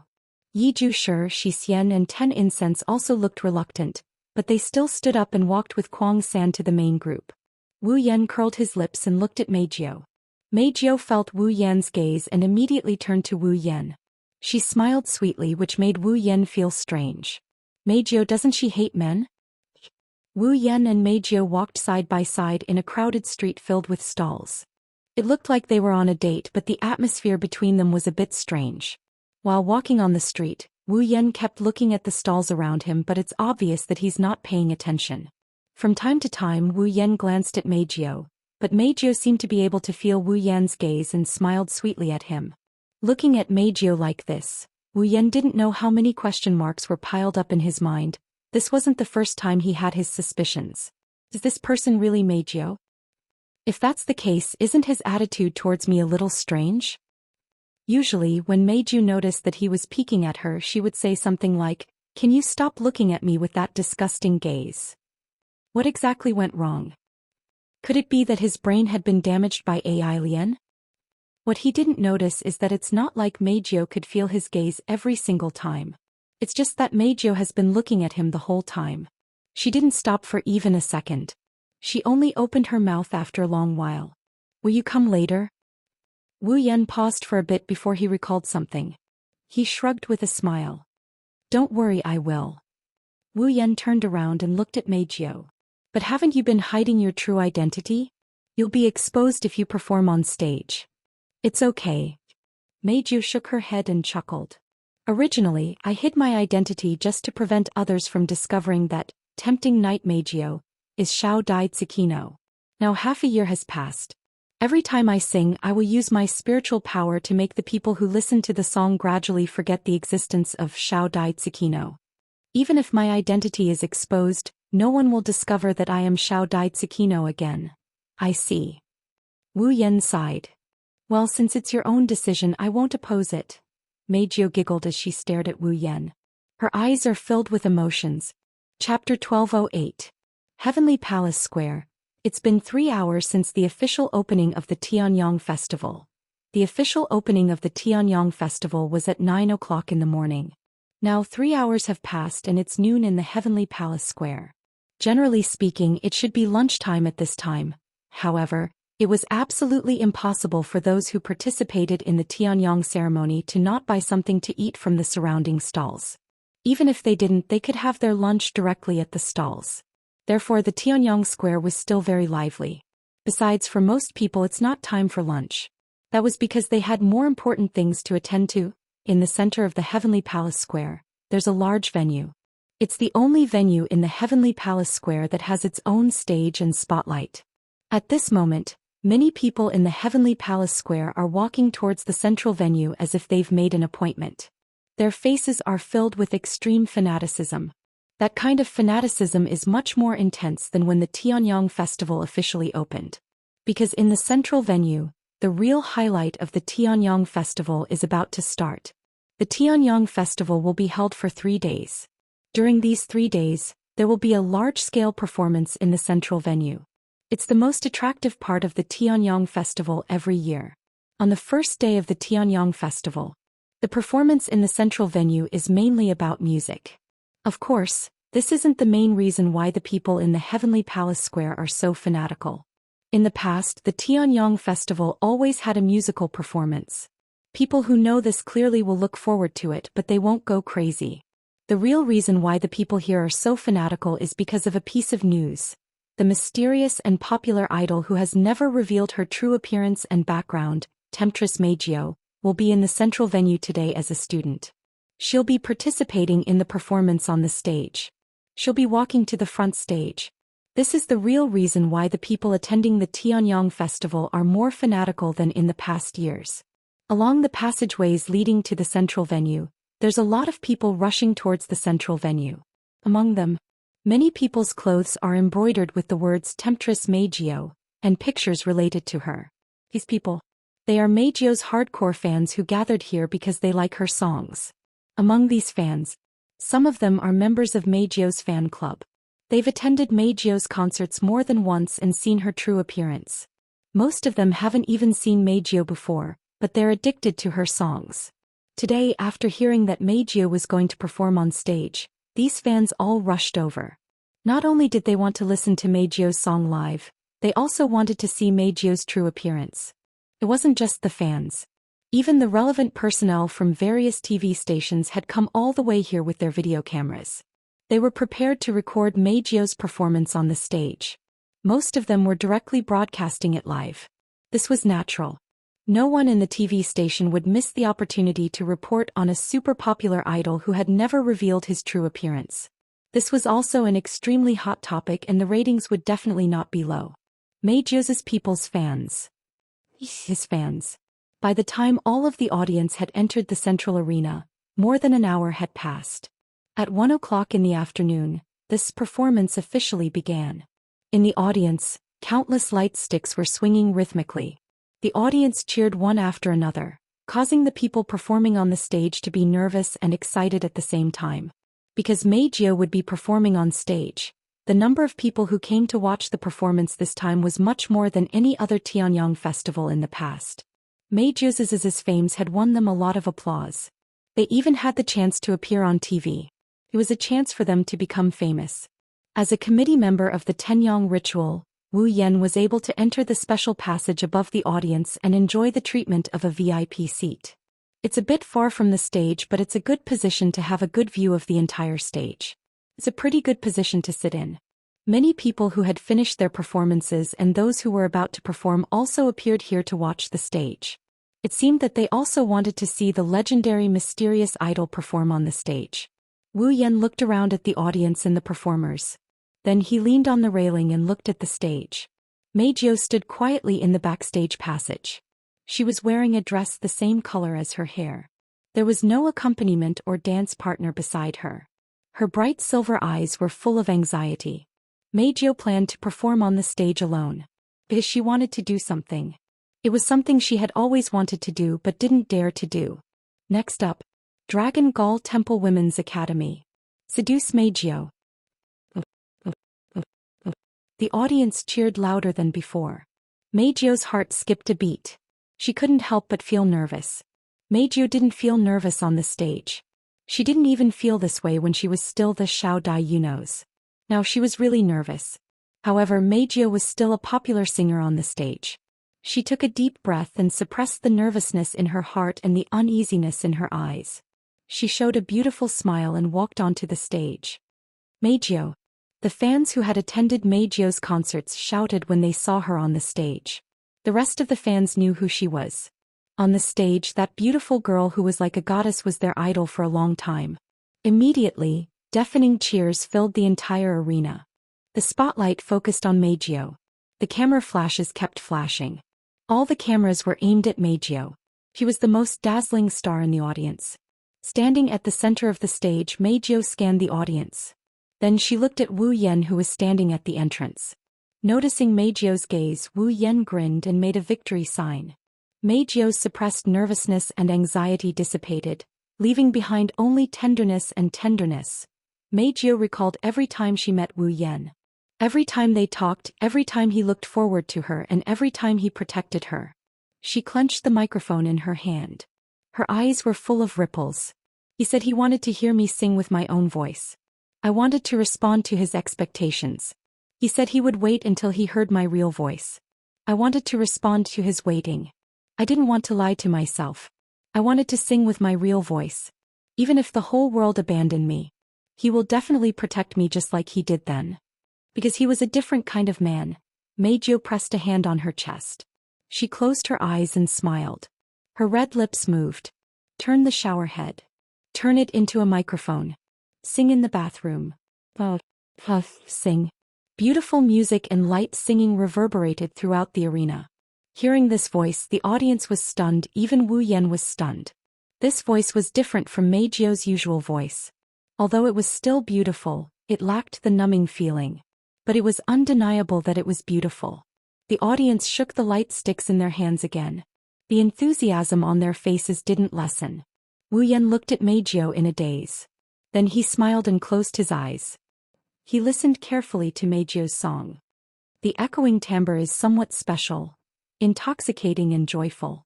I still remember how I felt at that time. Let me sing a song for you. And let's sing together. Counting the stars in the night sky.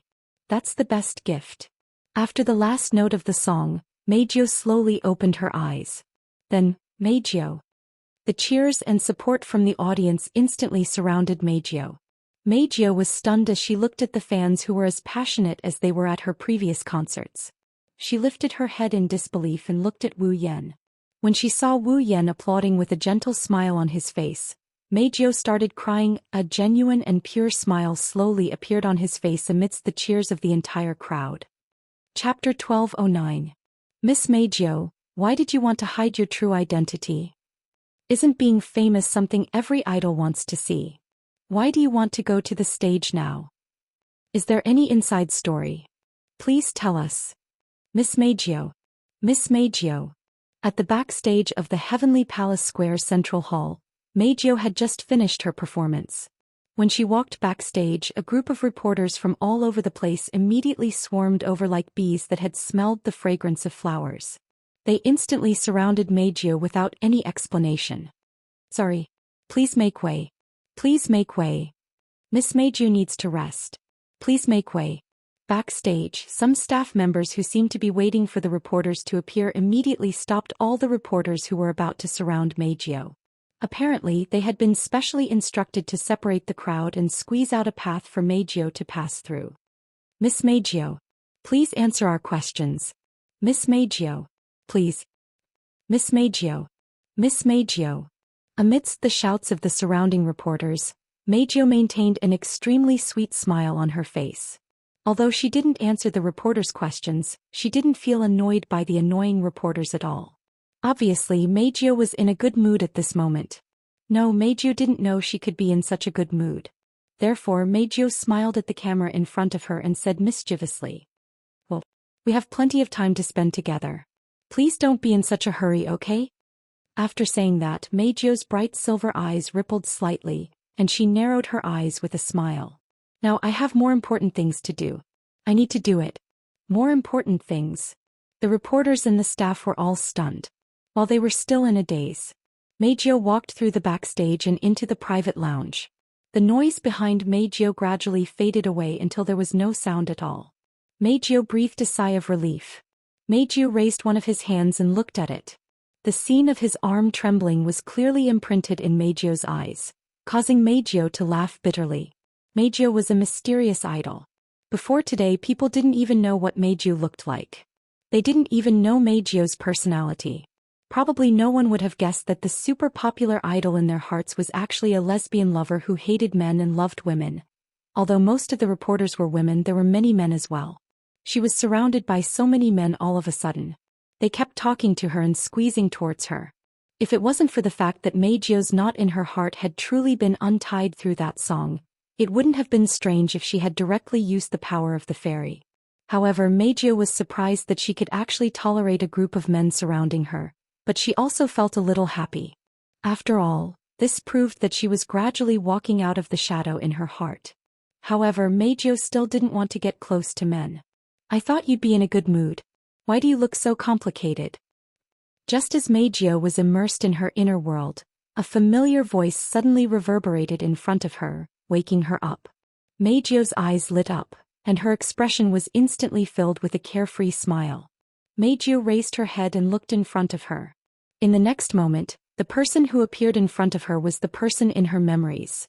Looking at Meijio, Wu Yan couldn't help but smile when he saw the sincere smile on her face. He recalled what Kotori told him earlier. Go see Meijio immediately. Seal her spiritual energy. Wu Yan's brain short-circuited when he heard Kotori's words through his earpiece. He almost couldn't wrap his head around it. Perhaps Kotori saw Wu Yan's reaction on the screen in the command room. She didn't waste time and explained. Just now, Meijio's favorability towards you has reached the max. Wu Yan had a hard time turning his head around when he heard Kotori's words. Wu Yan's mind went blank again. Oh, how is that possible? How would I know? Kotori answered without any sense of responsibility. Ever since you asked Natsuki to rescue Meijio, Meijio's favorability towards you has been slowly increasing. Just now it suddenly rose to the maximum. This. Wu Yan scratched his cheeks. He didn't know what to say to that. Why is that? If you can read a girl's mind that easily, she wouldn't be a girl. Kotori pursed her lips. Anyway, Meijio's favorability towards you is full. Now is the best time to propose sealing her power. It's up to you. Begin saw the battle between us. Recovering from his memories, Wu Yan looked at Meijio. He hesitated for a bit before opening his mouth to say something. But Meijio moved. Meijio had a peaceful smile on her face. She rushed to Wu Yan and hugged him before Wu Yan could react. Her soft touch and her voluptuous breasts pressed down on his body, causing him to be stupefied. He reflexively hugged the body that pounced on him and his mouth turned into a no shape. Not just Wu Yan, even Kotori and the others who were watching the livestream in Fraxinus were flabbergasted. What's going on? Is this the benefit of a full favorability? Meijio rubbed her face against Wu Yan's chest and murmured in an intoxicated manner. Is this the smell of a man? It's not that bad. This time, it's Wu Yan's turn to be woken up by Meijio's words. Looking at Meijio's intoxicated expression, feeling that soft touch and the full and round body pressing against him, Wu Yan felt like his tongue is about to get tied up. You're really Meijio? Hearing this, Meijio could not help but laugh out loud. Is this your first thought? It's quite interesting. And no. Wu Yan didn't know what he's talking about. He took a deep breath and calmed himself down. He pushed Meijio away with a weird look on his face. It's just that suddenly hugging me isn't something you would do, right? This is something that only you would do. Meijio stuck out her tongue as if her prank had been discovered. Compared to the Meijio of the past, her flirtatious behavior at that moment was simply too cute. Due to the sudden change in attitude, Wu Yan couldn't get used to it. His face was full of confusion.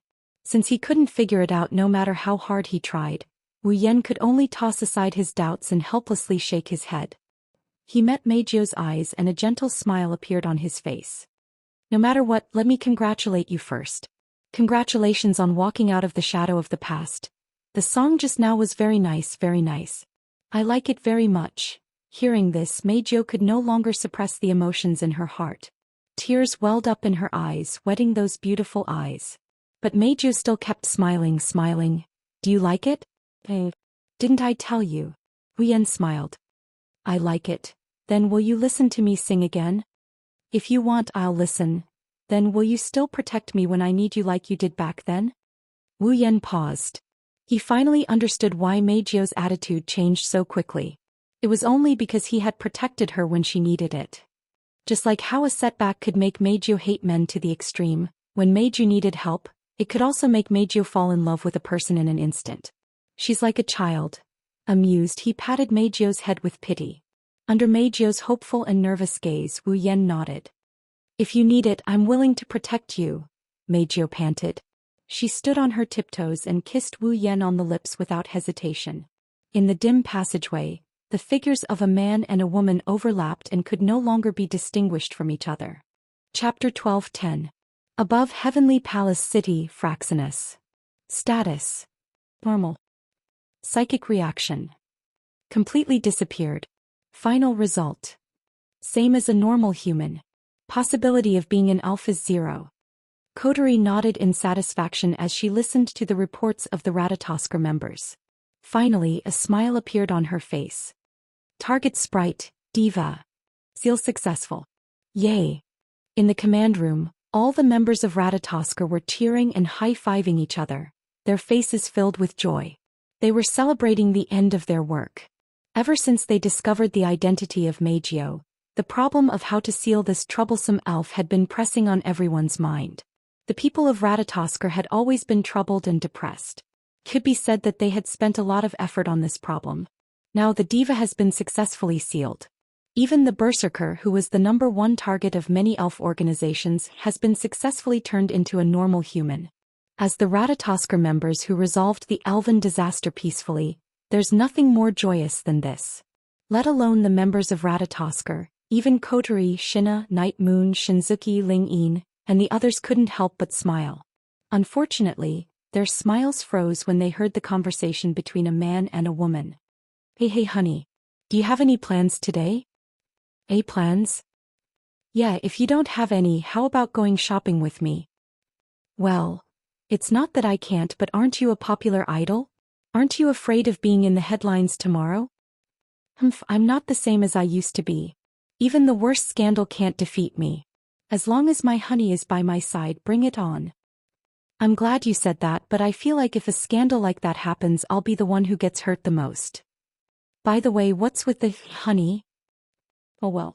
I also want to have a different way of addressing myself. Isn't that good? It's not bad. Hee. Everyone's expression fell. They looked at the center of the command room gloomily. There Meijio had a bright smile on her face. She squeezed her body against Wu Yan's and hugged Wu Yan's arm tightly. Wu Yan, on the other hand, had an unnatural expression. He smiled bitterly and sighed. Ever since Meijio kissed him passionately and obediently put on the sealing bracelet and sealed her spiritual energy, this scene has been going on for a long time. It had been maintained until now without stopping for even a moment. Looking at Meijio, who had a hot body but behaved like a child, no one in Ratatoskr could relate her to the Meijio of the past. Hence their faces were gloomy. Wu Yan was in a similar situation. Although he did kiss Meijio once after her performance, Meijio's change in attitude is a bit too drastic. Wu Yan still can't get used to it. He can only smile bitterly and perfunctorily under Meijio's passionate attacks. Come to think of it, there was nothing he could do about it. Kotori pursed her lips. She looked at Meijio as if she was trying to stop something. Perfect. Meijio, since you're here as well, there are some things I want to ask you. Meijio, who was squeezing her hot body against Wu Yan, was startled. She turned around in confusion. Ask? What? That's a lot.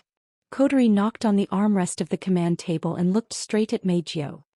There are questions about your abilities, about your angelic abilities, and what you did in the past 6 months after you became an elf. There are many questions. However, let's put these questions aside for now. Kotori's tone suddenly changed and became serious. Now what I want to ask is what happened when you became an elf. Wu Yan could feel Meijio tightening her grip on his arm. She furrowed her eyebrows and a pained expression could be seen on her face. Even her breathing became a bit faster. Seeing Meijio like this, Kotori immediately shut her mouth. The command room also quieted down. No one dared to make a sound. Everyone present knew a little about Meijio's situation. Therefore they also knew that when Meijio became a fairy, it was also when Meijio was disappointed in humanity and despaired of the world. Bringing up the past is tantamount to tearing open the wound in Meijio's heart. This isn't a small matter. Wu Yan frowned when he saw Meijio's pained expression. He held Meijio's hand. If you don't want to answer, you don't have to. Don't force yourself. Meijio felt warmth in her heart and her expression softened. She looked at Wu Yan with a gentle gaze and she shook her head. I sealed my spirit energy and became a normal person again. My voice recovered and I was reborn. I don't want to be defeated by my past. Besides. Meijio tightened her grip on Wu Yan's arm. She smiled. You will protect me, right? Wu Yan grinned, but he didn't answer. However, Meijio could see a hint of determination in his wine-red eyes. How could she not know the answer? She hugged Wu Yan's arm affectionately. She looked at Kotori as if she was depending on him. That was half a year ago. Meijio fell into her memories and slowly spoke. At that time everyone betrayed me. I lost my voice due to psychogenic aphasia. I also lost the motivation to continue living. I, who had lost everything at that time, I only wanted to end my life as soon as possible, to end my life of having nothing. There was a hint of sadness in her voice. Meijio lowered her voice and suddenly raised her head. But at that time God appeared in front of me. God? Kotori's eyes sharpened. Wu Yan narrowed his eyes. Yes, God. Meijio nodded. He appeared in front of me in despair and said, "Do you want the power to change the world?" Wu Yan, Kotori, Shina and the others looked at each other. They stared at Meijio and waited for her to continue. Then he gave me a purple gem. Under everyone's gaze, Meijio recalled and answered absent-mindedly. That gem directly melted into my body and disappeared. In that instant, I became an elf and obtained a voice that could make everyone listen to my orders. Meijio recovered from her memories and looked at Kotori. That's the gist of it. Is that all? Kotori frowned. Is there any further explanation? For example, the appearance of that god? Appearance? Meijio said awkwardly. I'm not sure. Not sure. Meijio lowered her head apologetically. Although God appeared in front of me, he seemed to be covered in mosaics. I couldn't see what he looked like. Even his voice was strange. It felt unbelievable. Kotori pondered for a while and asked, "Pixelate my entire body?" Then did you notice anything strange after you became an elf? For example, when you use your power, you lose your sense of self and only have the desire to destroy. No, I didn't. Meijio said confidently. After the first elf transformation, the method of using the elf's power was engraved in my mind. I can freely control the power in my body. This has never happened before. In other words, I'm the only one who can't control my power. Kotori sighed and turned her head away in annoyance. What an unfair treatment. You should feel lucky. Wu Yan grumbled. If every human who obtained the power of the elves ran the risk of their spiritual power going berserk, who knows how many people would die? That's true. Kotori laughed bitterly. Chapter 12:11. But why didn't Meijio experience the same symptoms as I did? After freeing herself from her personal emotions, Kotori tried to think rationally. We're both humans who obtained the power of fairies. Even though we have the power, we're still humans. Is it because of the different types of spiritual energy that causes the difference in power and nature? Or is it because of our physique? Even if you ask me, I wouldn't know the answer. Wu Yan shrugged as he replied nonchalantly. Perhaps it's because Phantom didn't completely master how to turn humans into elves 5 years ago and used you as an experiment subject. Now that she's mastered the trick to perfect elven transformation, maybe that's why Meijio can perfectly control her power. Before Wu Yan could finish, Kotori glared at him coldly, forcing him to smile bitterly. Of course, this is just a conjecture. I am more inclined to believe that this change is due to the nature of the spiritual power. Wu Yan scratched his cheek. After all, the power of fire has always been one of the most destructive and unstable powers. You were only a small child when you turned into an elf, so you couldn't control your power well. The potential factor that caused your spiritual energy to go berserk accumulated in your body, resulting in the side effect of your spiritual energy going berserk the moment you turned into an elf. Wu Yan sighed and waved his hand lazily. Or is it possible that Phantom purposely allowed your sprite to have the side effect of going berserk? Kotori fell silent when she heard Wu Yan's words.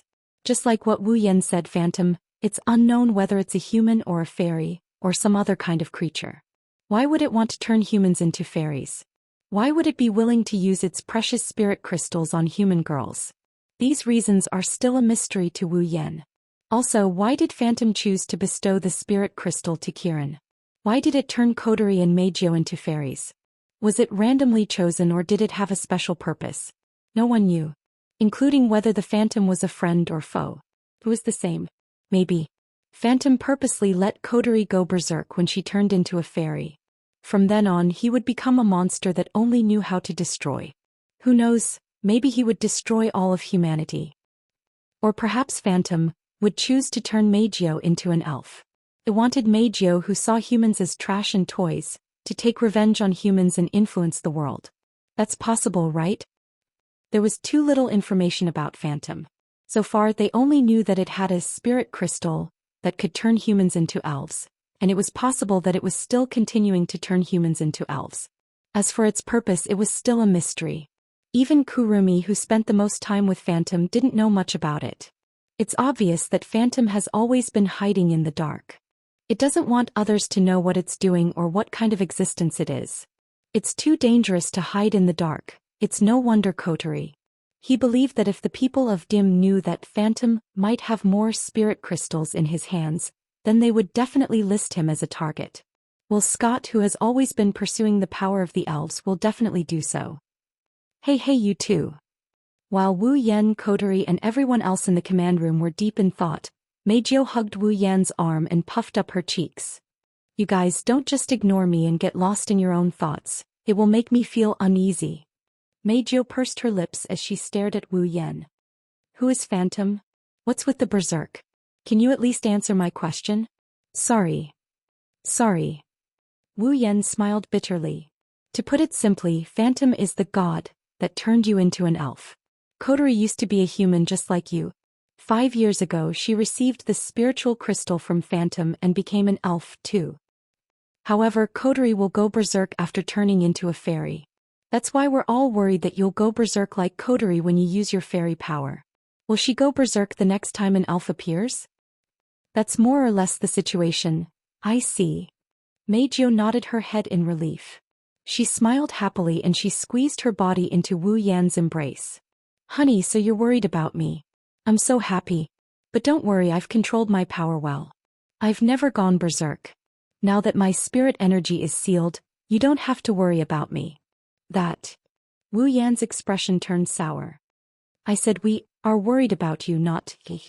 Have you automatically ignored the word we? That's. There's still too little information. Kotori pulled up a recording device and typed something on the keyboard. Her brows furrowed deeply as she looked at the few pieces of information about Phantom on the screen. If I can see the Phantom directly, I should be able to get a lot of information. Zhang Lixing thought to himself. Save it. Wu Yan shook his head like a wet blanket. We don't know if others have contacted Phantom before, but Kurumi, who has contacted Phantom the most, also said that every time she contacted Phantom, it was Phantom that took the initiative to find her. She didn't even know where she was. Besides, ever since Kurumi sealed her spirit energy, Phantom has completely disappeared. Wu Yan sighed. According to Kurumi, Phantom met Kurumi once before she left us. What? Kotori stood up from the podium and glared at Wu Yan. Why didn't you tell me something so important? If it was that important, I wouldn't have kept it a secret. Wu Yan curled his lips. When she contacted the Phantom, Kurumi said that it only brought her 2 pieces of information and then disappeared without a trace. She didn't even know the purpose of giving her the information. Do you think it would be useful to tell her such a thing? Useless. How could it be useless? Kotori slammed the armrest of her chair, her face full of anger. If we can find out where Phantom met Kurumi last time, we can send someone to investigate. Maybe we can find some clues. Come on. Wu Yan disagreed. Counting from the time when you were turned into an elf 5 years ago, the Phantom has been active in the Heavenly Palace City for at least 5 years, right? It's been 5 years and only a blurry surveillance video of you being turned into an elf. Obviously, it's very cautious. Plus, Phantom must have known that Kurumi is on our side, but she still contacted Kurumi. She must have been very, very careful. It's impossible for her to leave any traces behind. Kotori choked and she glared at Wu Yan. Then she started yelling again. Who said that Phantom didn't leave any traces behind? Isn't it here? Kotori pointed at the stunned Meijio. Phantom erased my memories when I was turned into an elf. It might have manipulated Meijio's memories. Kotori looked at Meijio with a malicious expression. If we can do a thorough check on Meijio, we should be able to find something, right? Cold sweat trickled down Meijio's face. Wu Yan's heart skipped a beat when he saw Kotori in a dark state. He could only pray for Mikoto. Chapter 12:12. Thanks to Wu Yan, Kotori, who was pretty much broken by Wu Yan, conducted a thorough examination of Meijio in the Fraxinus. In the end, they didn't manage to find anything Meijio's memories were intact and there was nothing missing. There were no signs of tampering and there were no clues at all. This made Kotori extremely disappointed and Kotori was furious. By the time Meijio was released from Fraxinus, the sun was about to set. Meijio was about to collapse. Wu Yan didn't know whether to laugh or cry when he saw Meijio leaning on him with a tired and fearful expression on her face. "Are you all right?" "I'm fine." "I'm fine." Meijio tried to squeeze out a smile, but no matter how hard she tried, she couldn't. She could only sigh. "But I'm so tired, I want to fall asleep on the bed." "I think so too." Wu Yan bitterly smiled. "Kotori is really something. All I did was refute her. Did she have to torture you like this?" Wu Yan looked at Meijio. He couldn't bear to see her tired expression. "You look really tired. Why don't I send you home, really?" Meijio's eyes lit up, even her expression brightened. She threw herself into Wu Yan's arms. She rubbed her face against Wu Yan's chest like a puppy. "Mwah, my dear, you're so considerate. I say, are you really not worried or are you faking it?" Wu Yan quickly hugged Meijio as she threw herself at him. He had a bitter look on his face. "If someone else sees this and recognizes my identity, then I'll be in big trouble." As a famous and popular idol, Meijio had been hiding her true appearance to carry out her activities as a singer. Therefore, basically, other than her name, not many people know what she looks like. But today Meijio openly performed on the stage of the Tianyang festival. Her true identity was revealed to the entire nation. No, the situation was completely reversed. Those who didn't know what Meijio looked like were the real minority. Even though Meijio's auditory drug had disappeared, but her own miraculous voice had completely recovered. Through today's performance, her voice had completely spread throughout the country. In addition, Meijio's earth-shattering beauty was also exposed to the public. At this moment, Meijio's fans were definitely not any less than before. According to Ratatasker's intel, even though Meijio's real face had been exposed for less than a day, the number of her fans was increasing like crazy. Some had become Meijio's fans because of her voice. Some fell in love with her because of her appearance. In short, even though her spiritual energy was sealed, she still relied on her own abilities to become a singer more famous than Xiao Dai Yuno, or even seductress Meijio. If someone caught Meijio throwing herself into his arms, it would definitely be taken in an instant and used as a scandalous photo, making Meijio famous once again. Half a year ago, Meijio lost her voice because of the scandal. She was betrayed and fell into despair. Something like this were to happen again, Wu Yan would have the urge to tear those fans and reporters to shreds. Her bright silver eyes landed on Wu Yan's face. Meijio seemed to be able to see through his thoughts as she revealed a joyful smile. "You don't have to care about that kind of thing." Meijio held Wu Yan's hand and pressed it against her face. "Even if I am betrayed by everyone again, I won't be disappointed in this world like before." Meijio closed her eyes. At this moment her expression was very peaceful. "At least I know that if it's you, you will continue to protect me like before when I lose everything."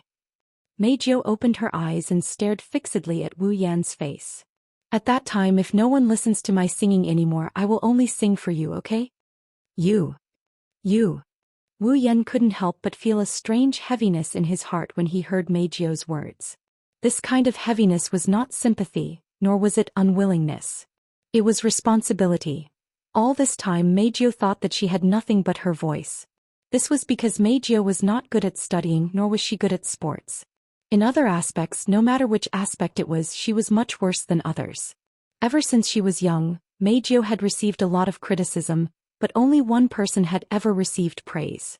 That was Meijio could sing. Moreover, she sang better than anyone else. Because of this, Meijio naturally felt that she had no other advantages other than singing. Because of this, Meijio yearned to be a singer on TV. In order to sing, Meijio tried her best to memorize difficult music scores and complicated lyrics. In order to sing, Meijio memorized the performances of the idols on TV every day and made her own choreography. In order to sing, Meijio kept learning how the idols performed on stage and in front of the camera.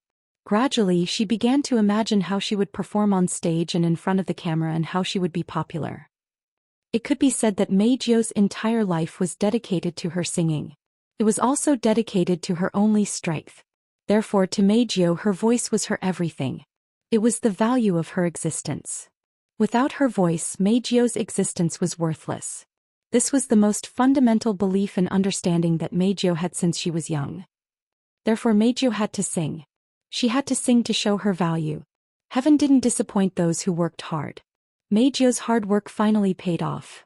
While others were still students, she successfully walked onto the stage and debuted as the idol she had been thinking about day and night. This achievement made Meijio ecstatic. At the same time, she realized the importance of her voice again. However, under such circumstances, a nightmare happened. In the end, Meijio was defeated by the ugliness of human nature.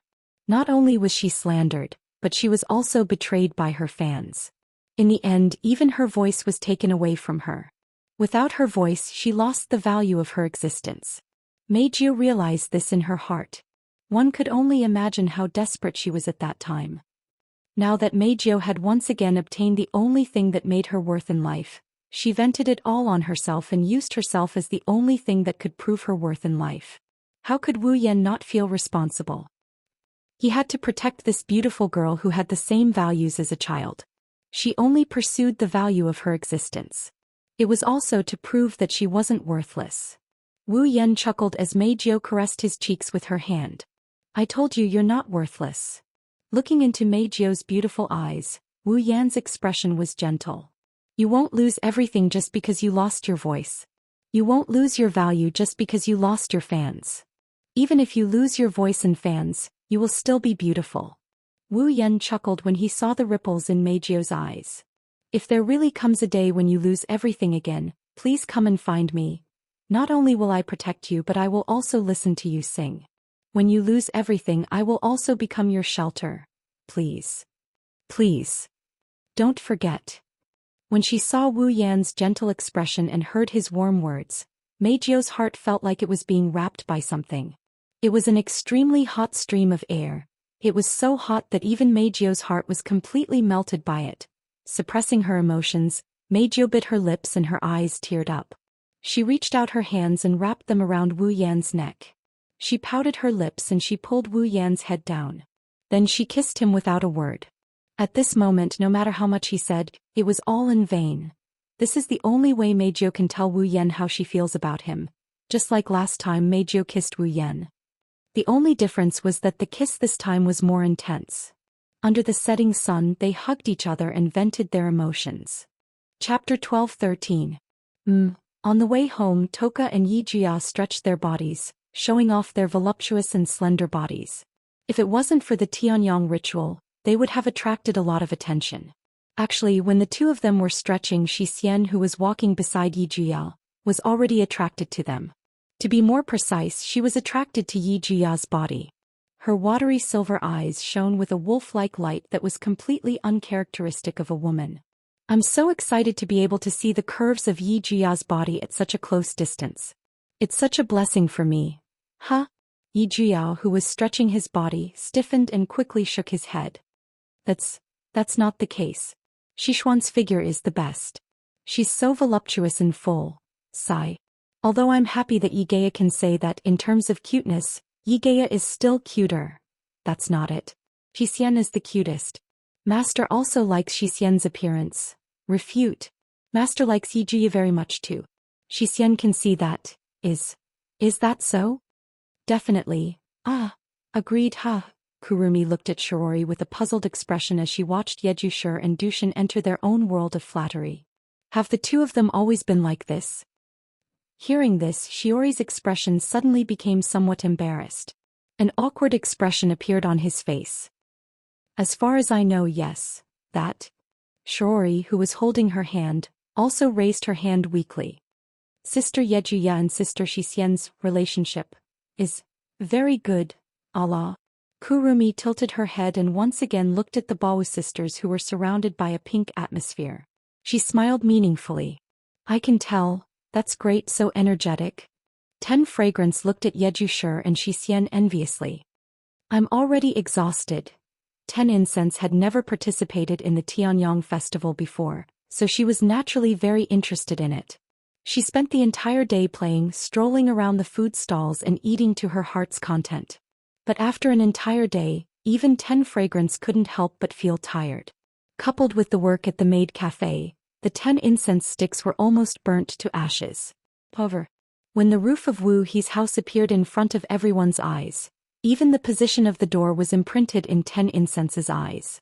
The scene that appeared in front of her made the listless expression on her face freeze in an instant. Her purple eyes were wide open. What's wrong? When the girls saw this, they all looked at the entrance of Wu He's house with puzzled expressions. When they saw what they saw, they were stunned. That was because they all saw it. In front of Wu He's house, a man and a woman were hugging each other passionately.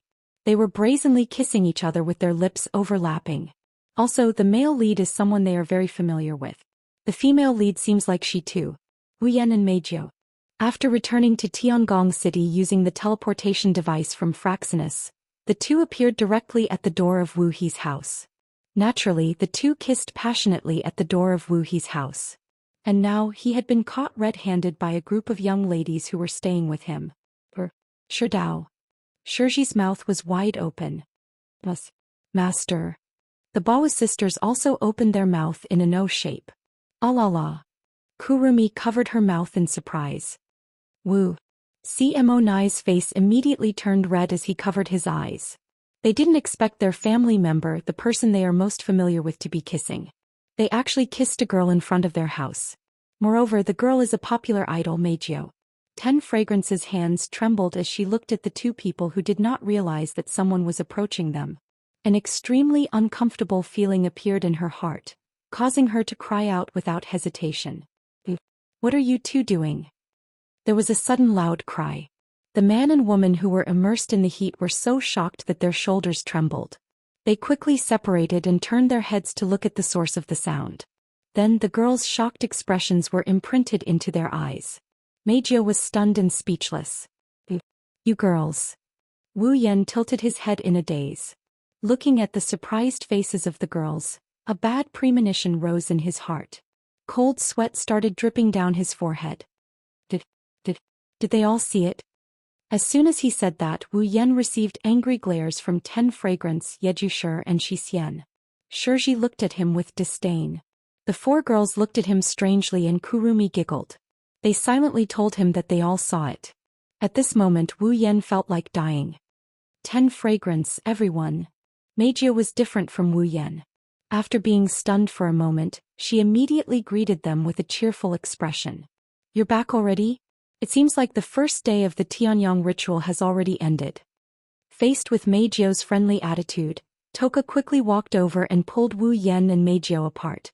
She spread her arms and stood between the two of them. She glared at Meijio with eyes full of anger. Meijio, what the hell are you doing?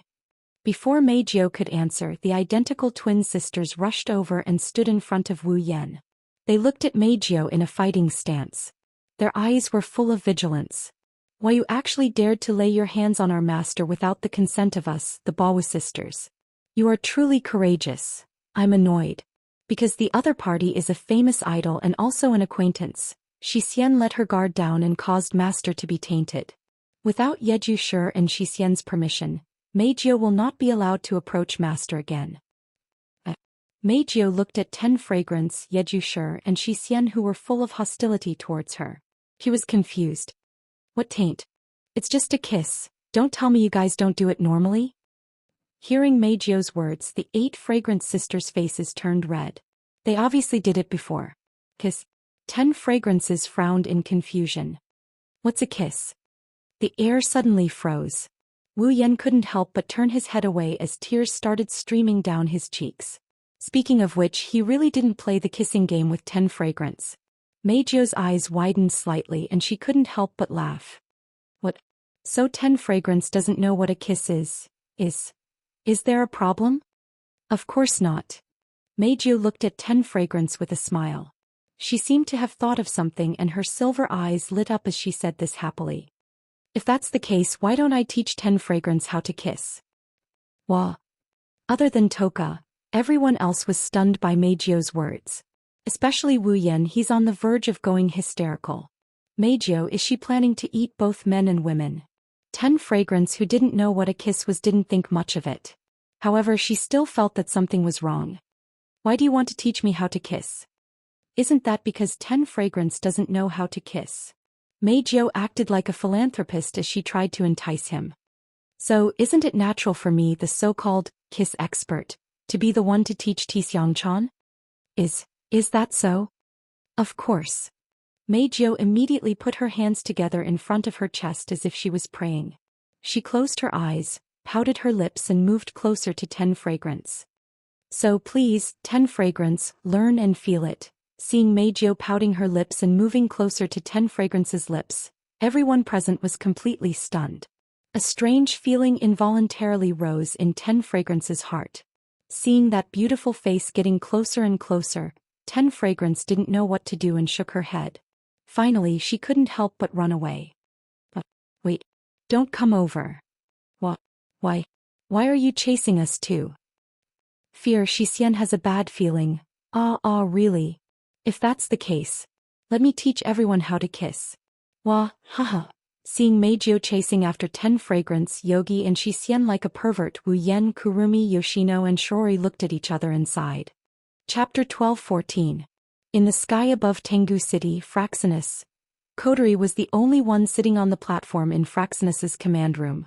The rest of Ratatosker's members weren't present. Due to the irregular occurrence of spacequakes, the precursors could only be predicted up to 10 minutes in advance.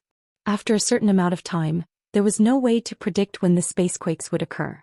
Therefore, as an elven organization, the members of Ratatosker generally did not have holidays. Their goal was to alert the elves of the spacequakes as soon as they occurred. That way they would be able to monitor the elves in the outer realm and react accordingly. Therefore, if there were no special circumstances, at least 1 or 2 people would stay in the command center of Fraxinus and arrange for night watch and shifts. Today, however, the diva that Ratatosker racked their brains over, the berserker who was listed as the #1 target to be dealt with, Yakuya and Yuhin, were captured. To celebrate, Kotori gave everyone in Ratatosker a day off and let them get off work early. Of course, if the spacequakes were to occur, the alarms connected to every Ratatosker member's radio would sound simultaneously. Fraxinus would then use the teleportation device to retrieve everyone and deal with the elves. If the spacequakes didn't occur, then the members of Ratatosker would be able to enjoy this rare holiday. However, even though Kotori gave everyone in Ratatosker a day off, she never thought of giving herself a day off. Sitting on the command center, Kotori recalled the information she got from Yakuya. She converted all the information into text and typed it into the screen in front of her. She checked the contents over and over again and organized them carefully. This information. Not only would it become an important secret in Ratatosker's database, it would also need to be mentioned during the next roundtable meeting. After all, there was too little information on Phantom at the moment and Ratatosker had his own mission to complete. Ratatosker didn't have enough manpower. If they were to investigate the Phantom alone, it would be difficult. It would be very difficult. Therefore, Kotori decided to ask the people behind Ratatosker to investigate as well. They were more powerful anyway. They rarely interfered with Ratatosker's internal affairs, so Kotori was more than happy to give them something to do. Originally, the task of sorting out information was usually done by other staff members and didn't require Commander Kotori to do it herself. But now, Kotori had given Ratatosker's people a holiday. She didn't feel comfortable leaving the mysterious Phantom to others, so she decided to do it herself. Apart from Kurumi and Meijio, Kotori was the only other person he knew who had come into contact with Phantom.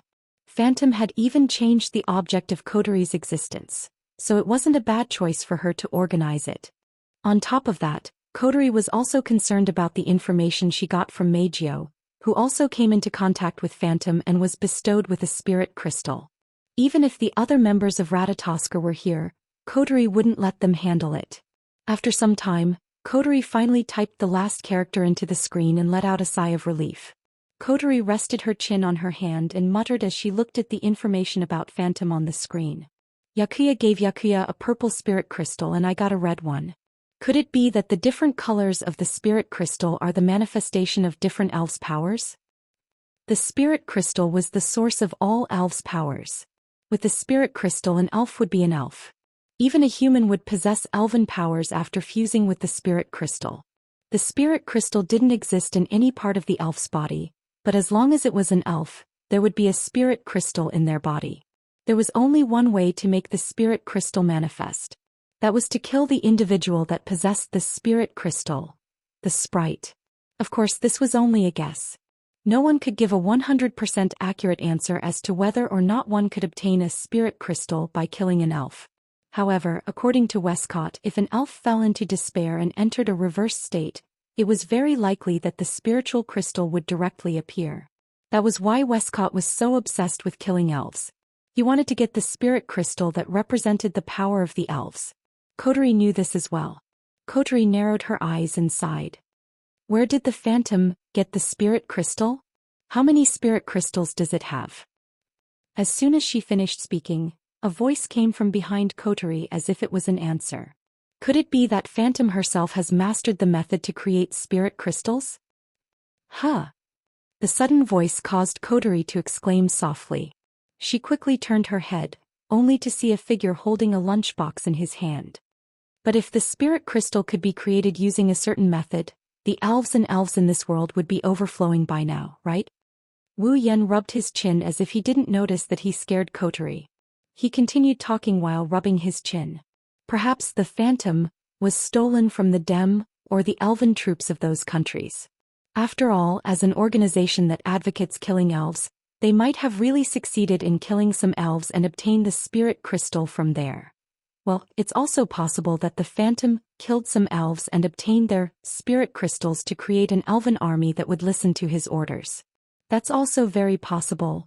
You're talking like nothing happened. What are you talking about? Kotori grumbled when she saw Wu Yan going off on his own. Why didn't you tell me you were coming? Are you trying to scare me to death? I didn't stop you because you were busy working. Wu Yan pursed his lips. Who asked you to assume a thinker's posture and talk to yourself over there? Wu Yan returned to Kotori's side and he looked at the screen showing the information on Phantom. And, did you get any useful information after thinking about it for so long? No. Kotori said in a huff. I only know that the phantom that appeared before me 5 years ago should be the same existence as the god that contacted Mikoto. It's still bestowing spirit crystals to humans and is still working under our noses. I don't know anything else. Kotori glanced at Wu Yan. And, why are you here? Didn't you go on a date with Meijio? I don't know where you got that conclusion from, but I'm here to deliver dinner to a certain sister who suddenly called home to tell Shiori that she's going to spend the night at someone else's place. Wu Yan looked at the lunchbox expressionlessly and turned around. Since a certain little sister doesn't like me, I'll just bring the food that I personally cooked back to 10 fragrances to eat. Wait. Kotori lost her cool. She coughed and blushed. Since you've worked so hard to make it, it would be unreasonable of me to not eat it. It's better for me to leave it. Wu Yan smiled triumphantly. Kotori was annoyed again. She snatched the lunchbox from Wu Yan's hand and snorted. Do you have nothing better to do? Why are you here in the middle of the night? Well, it's nothing. Wu Yan shrugged. I thought your excuse of spending the night at someone else's place was a bit ridiculous. I guessed you were here, so I came to check it out. Don't worry, I already told Shiori. Kotori paused. She hesitated for a bit before looking at Wu Yan. In that case, follow me to a place. Chapter 12:15. When Wu Yan recovered from the feeling of the world spinning and regained his vision, what appeared in front of him was a vast and dim passage with very little light. All around me were icy cold walls. Behind me was also a wall that seemed to lead to a dead end. In front of me was a tunnel that seemed to have no end, or perhaps it was because it was too dark. Beneath my feet was a mechanical platform that resembled a magic circle. Wu Yan looked at the machine platform under his feet. He looked around before turning around to look at Kotori, who is also standing on the same machine platform as him. Where is this? Kotori brought Wu Yan to a room in the airship Fraxinus. Kotori brought Wu Yan to a room that has never been opened before. There was nothing in the room except for an empty space and an instrument similar to the platform under his feet.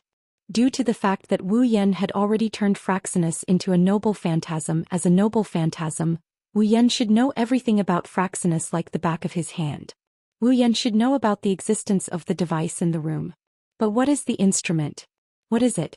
How can it be used? Wu Yan didn't know any of this. Fraxinus was Wu Yan's noble phantasm, but Wu Yan didn't know anything about the instrument that Wu Yan had turned into a noble phantasm. It was impossible. When Wu Yan turned Fraxinus into a noble phantasm, he already knew about the existence of that room and the device.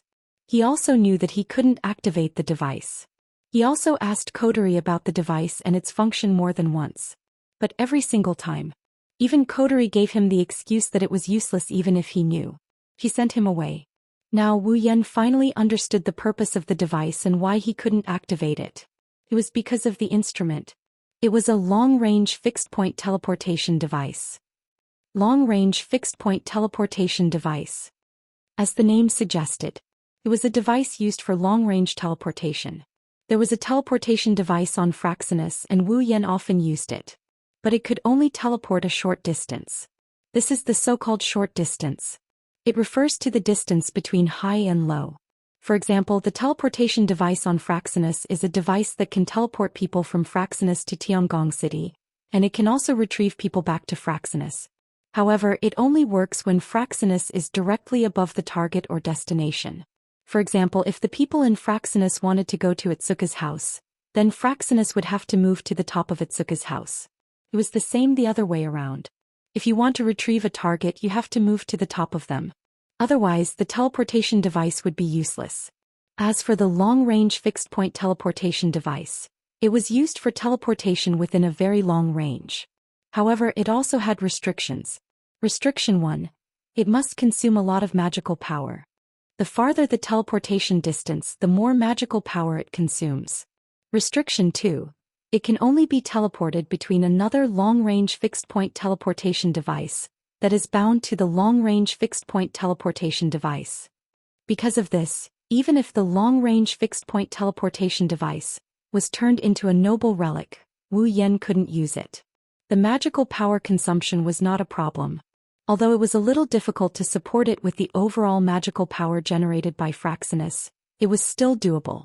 The real problem was that if the other long-range fixed-point teleportation device that was bound to the long-range fixed-point teleportation device was not turned on, then it couldn't be teleported. That's why Wu Yan didn't know the function of the device until today. Just like what Coterie said, it was useless even if he knew about it. It was unlikely that he would use it anyway. Fortunately, no one in Fraxinus was around today. That's why Fraxinus could use all its magical power to activate the long-range fixed-point teleportation device. Otherwise, it wouldn't be able to activate the long-range fixed-point teleportation device without using up all the magical power in Fraxinus. Wu Yan and Coterie, who stepped into the device and accepted the teleportation, they arrived at a place far, far away from where they came from. They might be in a foreign country. What Coterie said next confirmed Wu Yan's guess. This is the foreign headquarters of Ratatoskr. After saying this, Coterie neatly put on the clothes draped over her shoulders, stepped down from the platform and walked forward. Ratatoskr's headquarters? Wu Yan was surprised. He quickly ran down from the platform and followed Coterie. Why did you bring me here? Someone wants to see you. Coterie replied concisely. She continued tidying up her clothes without batting an eyelid. Wu Yan flinched for a second before he recalled something and he nodded in realization. What's the purpose? Oh. Coterie looked at Wu Yan. Aren't you going to ask who wants to see you? More or less I can guess. What's the purpose? More or less I can guess. Coterie rolled her eyes at Wu Yan. Then why are you asking? I'm just not sure. Wu Yan sighed. After all, this could very well be a very boring meeting. It might be for you or for us, but for the higher-ups they won't be able to sleep well if they don't make things clear. Coterie pursed her lips. The so-called upper echelons are just a group of people who gradually become more and more afraid of death and have groundless fears as their power and status gradually increase. Of course that person is an exception, that's why I respect him. Coterie paused and glanced at Wu Yan. Don't get into a conflict with him. Wu Yan raised an eyebrow when he heard this. What if we get into a conflict? Coterie stopped as well. She looked at Wu Yan with her red eyes. She said with an expressionless face. Then don't even think about getting on my bed. Coterie continued walking forward, leaving Wu Yan standing there in a daze. That prideful and cold Coterie actually dared to say something like, don't even think about getting on my bed. It seems like the Lord she spoke of has a very high position in her heart. Rubbing his nose, Wu Yan sighed and shrugged helplessly. Don't get on your bed? Then you can get on my bed too. Wu Yan giggled and he crossed his arms behind his head. He followed Coterie into the tunnel. Listen, don't get into a conflict with that person. Standing in front of a door, Coterie broke the silence and unexpectedly gave an order. Or else it'll be hard for me. All right. Wu Yan was dissatisfied. How much do you want to help an outsider? He's my savior. Coterie glared at Wu Yan. Do you want me to be a person who bites the hand that feeds me? You should at least have some faith in me. Wu Yan waved his hand impatiently. Do I have a face that will get into conflict with others? Or do I have a bad personality? All right. I'm just reminding you. Coterie sighed and pulled herself together. She knocked on the door. Come in. A voice came from the other side of the door. Coterie pursed her lips, pushed the door open and walked in. Wu Yan looked inside and saw a large round table. Then he saw a group of people sitting around the table. There are about 5 or 6 people sitting around the round table. Due to the dim lighting, he could only make out their blurry silhouettes. However, Wu Yan, who walked into the room, could clearly feel that everyone here is looking at him. Wu Yan's gaze was attracted to the person sitting at the head of the table. Chapter 12:16. Sitting at the head of the round table was a foreign man in his 50s with a benevolent face. This foreign man in his 50s didn't look very dignified. On the contrary, he looked kind. Although his eyes were sharp because of his age, he gave people the feeling that he had experienced the vicissitudes of life that an old man should have. Without a doubt, he's a person who would be hard to notice even if thrown into a crowd. However, Wu Yan still paid attention to him at the first possible moment. It's not because he's sitting at the head of the table, and it's not because of his age that Wu Yan thought he might be in existence with a high status. It's because even though he looks ordinary, the presence he exudes is so strong that it's impossible to ignore him. It's an aura that can only be cultivated by someone who has been in a high position for many years. It's not something that can be covered up by a little impression. Just like Wu Yan, Woodman also looked at Wu Yan. Similarly, it's not because he guessed that Wu Yan is the person he wanted to meet. It's because he sensed an oppressive aura emanating from Wu Yan's body that made his heart palpitate. Although Woodman had never been on the front line regarding the affairs of the elves, he had a deep understanding of the strength of the elves. If an elf were to stand in front of Woodman right now, Woodman wouldn't be affected. Not only would Woodman be able to maintain his composure, he would also be able to use his benevolent face to give the elf a peaceful smile. But now Woodman sensed an oppressive aura from Wu Yan that makes his heart palpitate. Based on this point alone, Woodman was somewhat convinced of Coterie's words. She said that even if Wu Yan wanted to destroy the world, they wouldn't be able to stop him. Coterie acted like she didn't feel anything and bowed respectfully to Woodman. Master Woodman, the person you wanted to meet. I've brought him here. Thank you for your hard work, Commander Wuha. Woodman smiled kindly and nodded to Coterie. I'm sorry for making you come all the way here. My side is. Coterie ignored everyone else and lowered her head to Woodman. Sending out a message in the middle of the night that will bring people here. Let the adults open the meeting room at the round table. Coterie should be the one apologizing. That's right. You don't have to worry, Commander Wuha. Woodman smiled. Although it's the middle of the night over there, it's still daytime here. That's good. After saying that, Coterie stepped aside. What happened next? There was no need for Coterie to stand at the front anymore. After all, the main character of this banquet was not her. Almost at the same time, Woodman and everyone else in the conference room fixed their eyes on Wu Yan. Wu Yan glanced at the people sitting around the round table. His gaze met with Woodman's, causing Woodman to smile amiably. Actually, I've wanted to meet you since a long time ago. I know.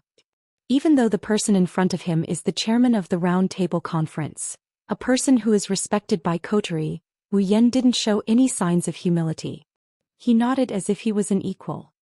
As for the reason, I can more or less guess it. I'm sorry, we have too many questions.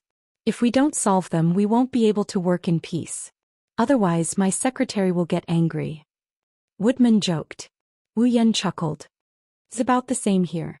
I don't have a secretary, but I have a sister who gives me a headache. I can't do anything about it. Wu Yan shook his head and he looked at Woodman.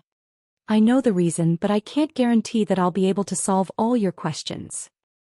His voice echoed in the conference room and entered the ears of everyone present. At this moment, apart from Coterie and Woodman who remained calm, the other counselors at the round table more or less expressed their dissatisfaction. First, let me introduce myself. Just call me Woodman. Woodman tapped the table with his finger and smiled at Wu Yan. Then should I call you Daojun Scholar? Or... Well, I'll call you that for now.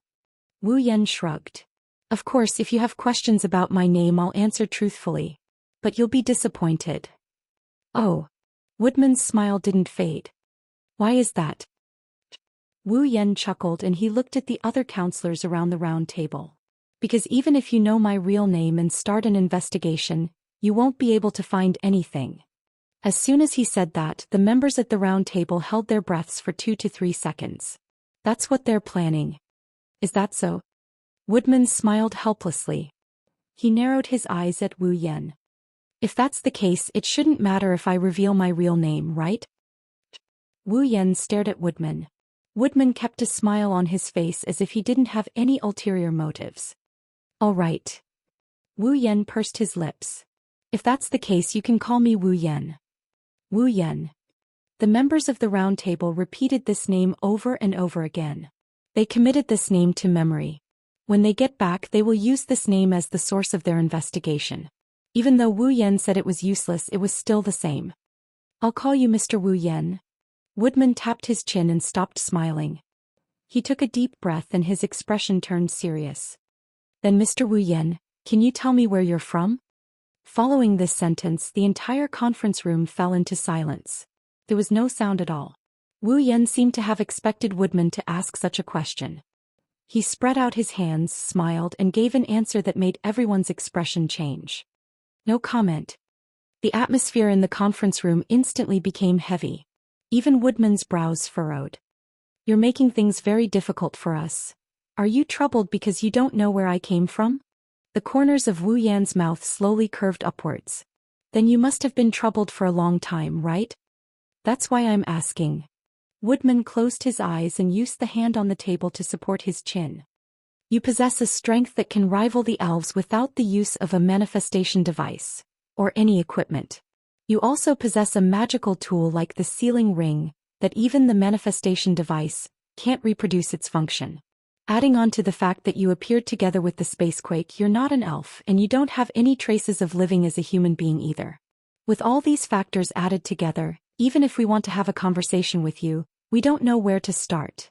If it's possible, I hope Mr. Wu Yan can reveal where you came from. Let us know. Woodman's expression was very serious. This world can no longer withstand threats other than the elves. Is that so? Wu Yan nodded expressionlessly. I see. In your eyes, I'm a threat to the world. Is that what you mean? Yes. I can't say for sure that's not the case. Woodman said bluntly, but I'm more worried that other than the elves, there might be other non-human beings with such great power like you who might be disloyal to this world. You can rest assured about that. Wu Yan waved his hand and interrupted Woodman. I can tell you clearly that I am an exception. Your worries are unnecessary. As soon as he said that, the other counselors in the conference room could no longer sit still. We can't conclude that there's no threat in this world just because you said so.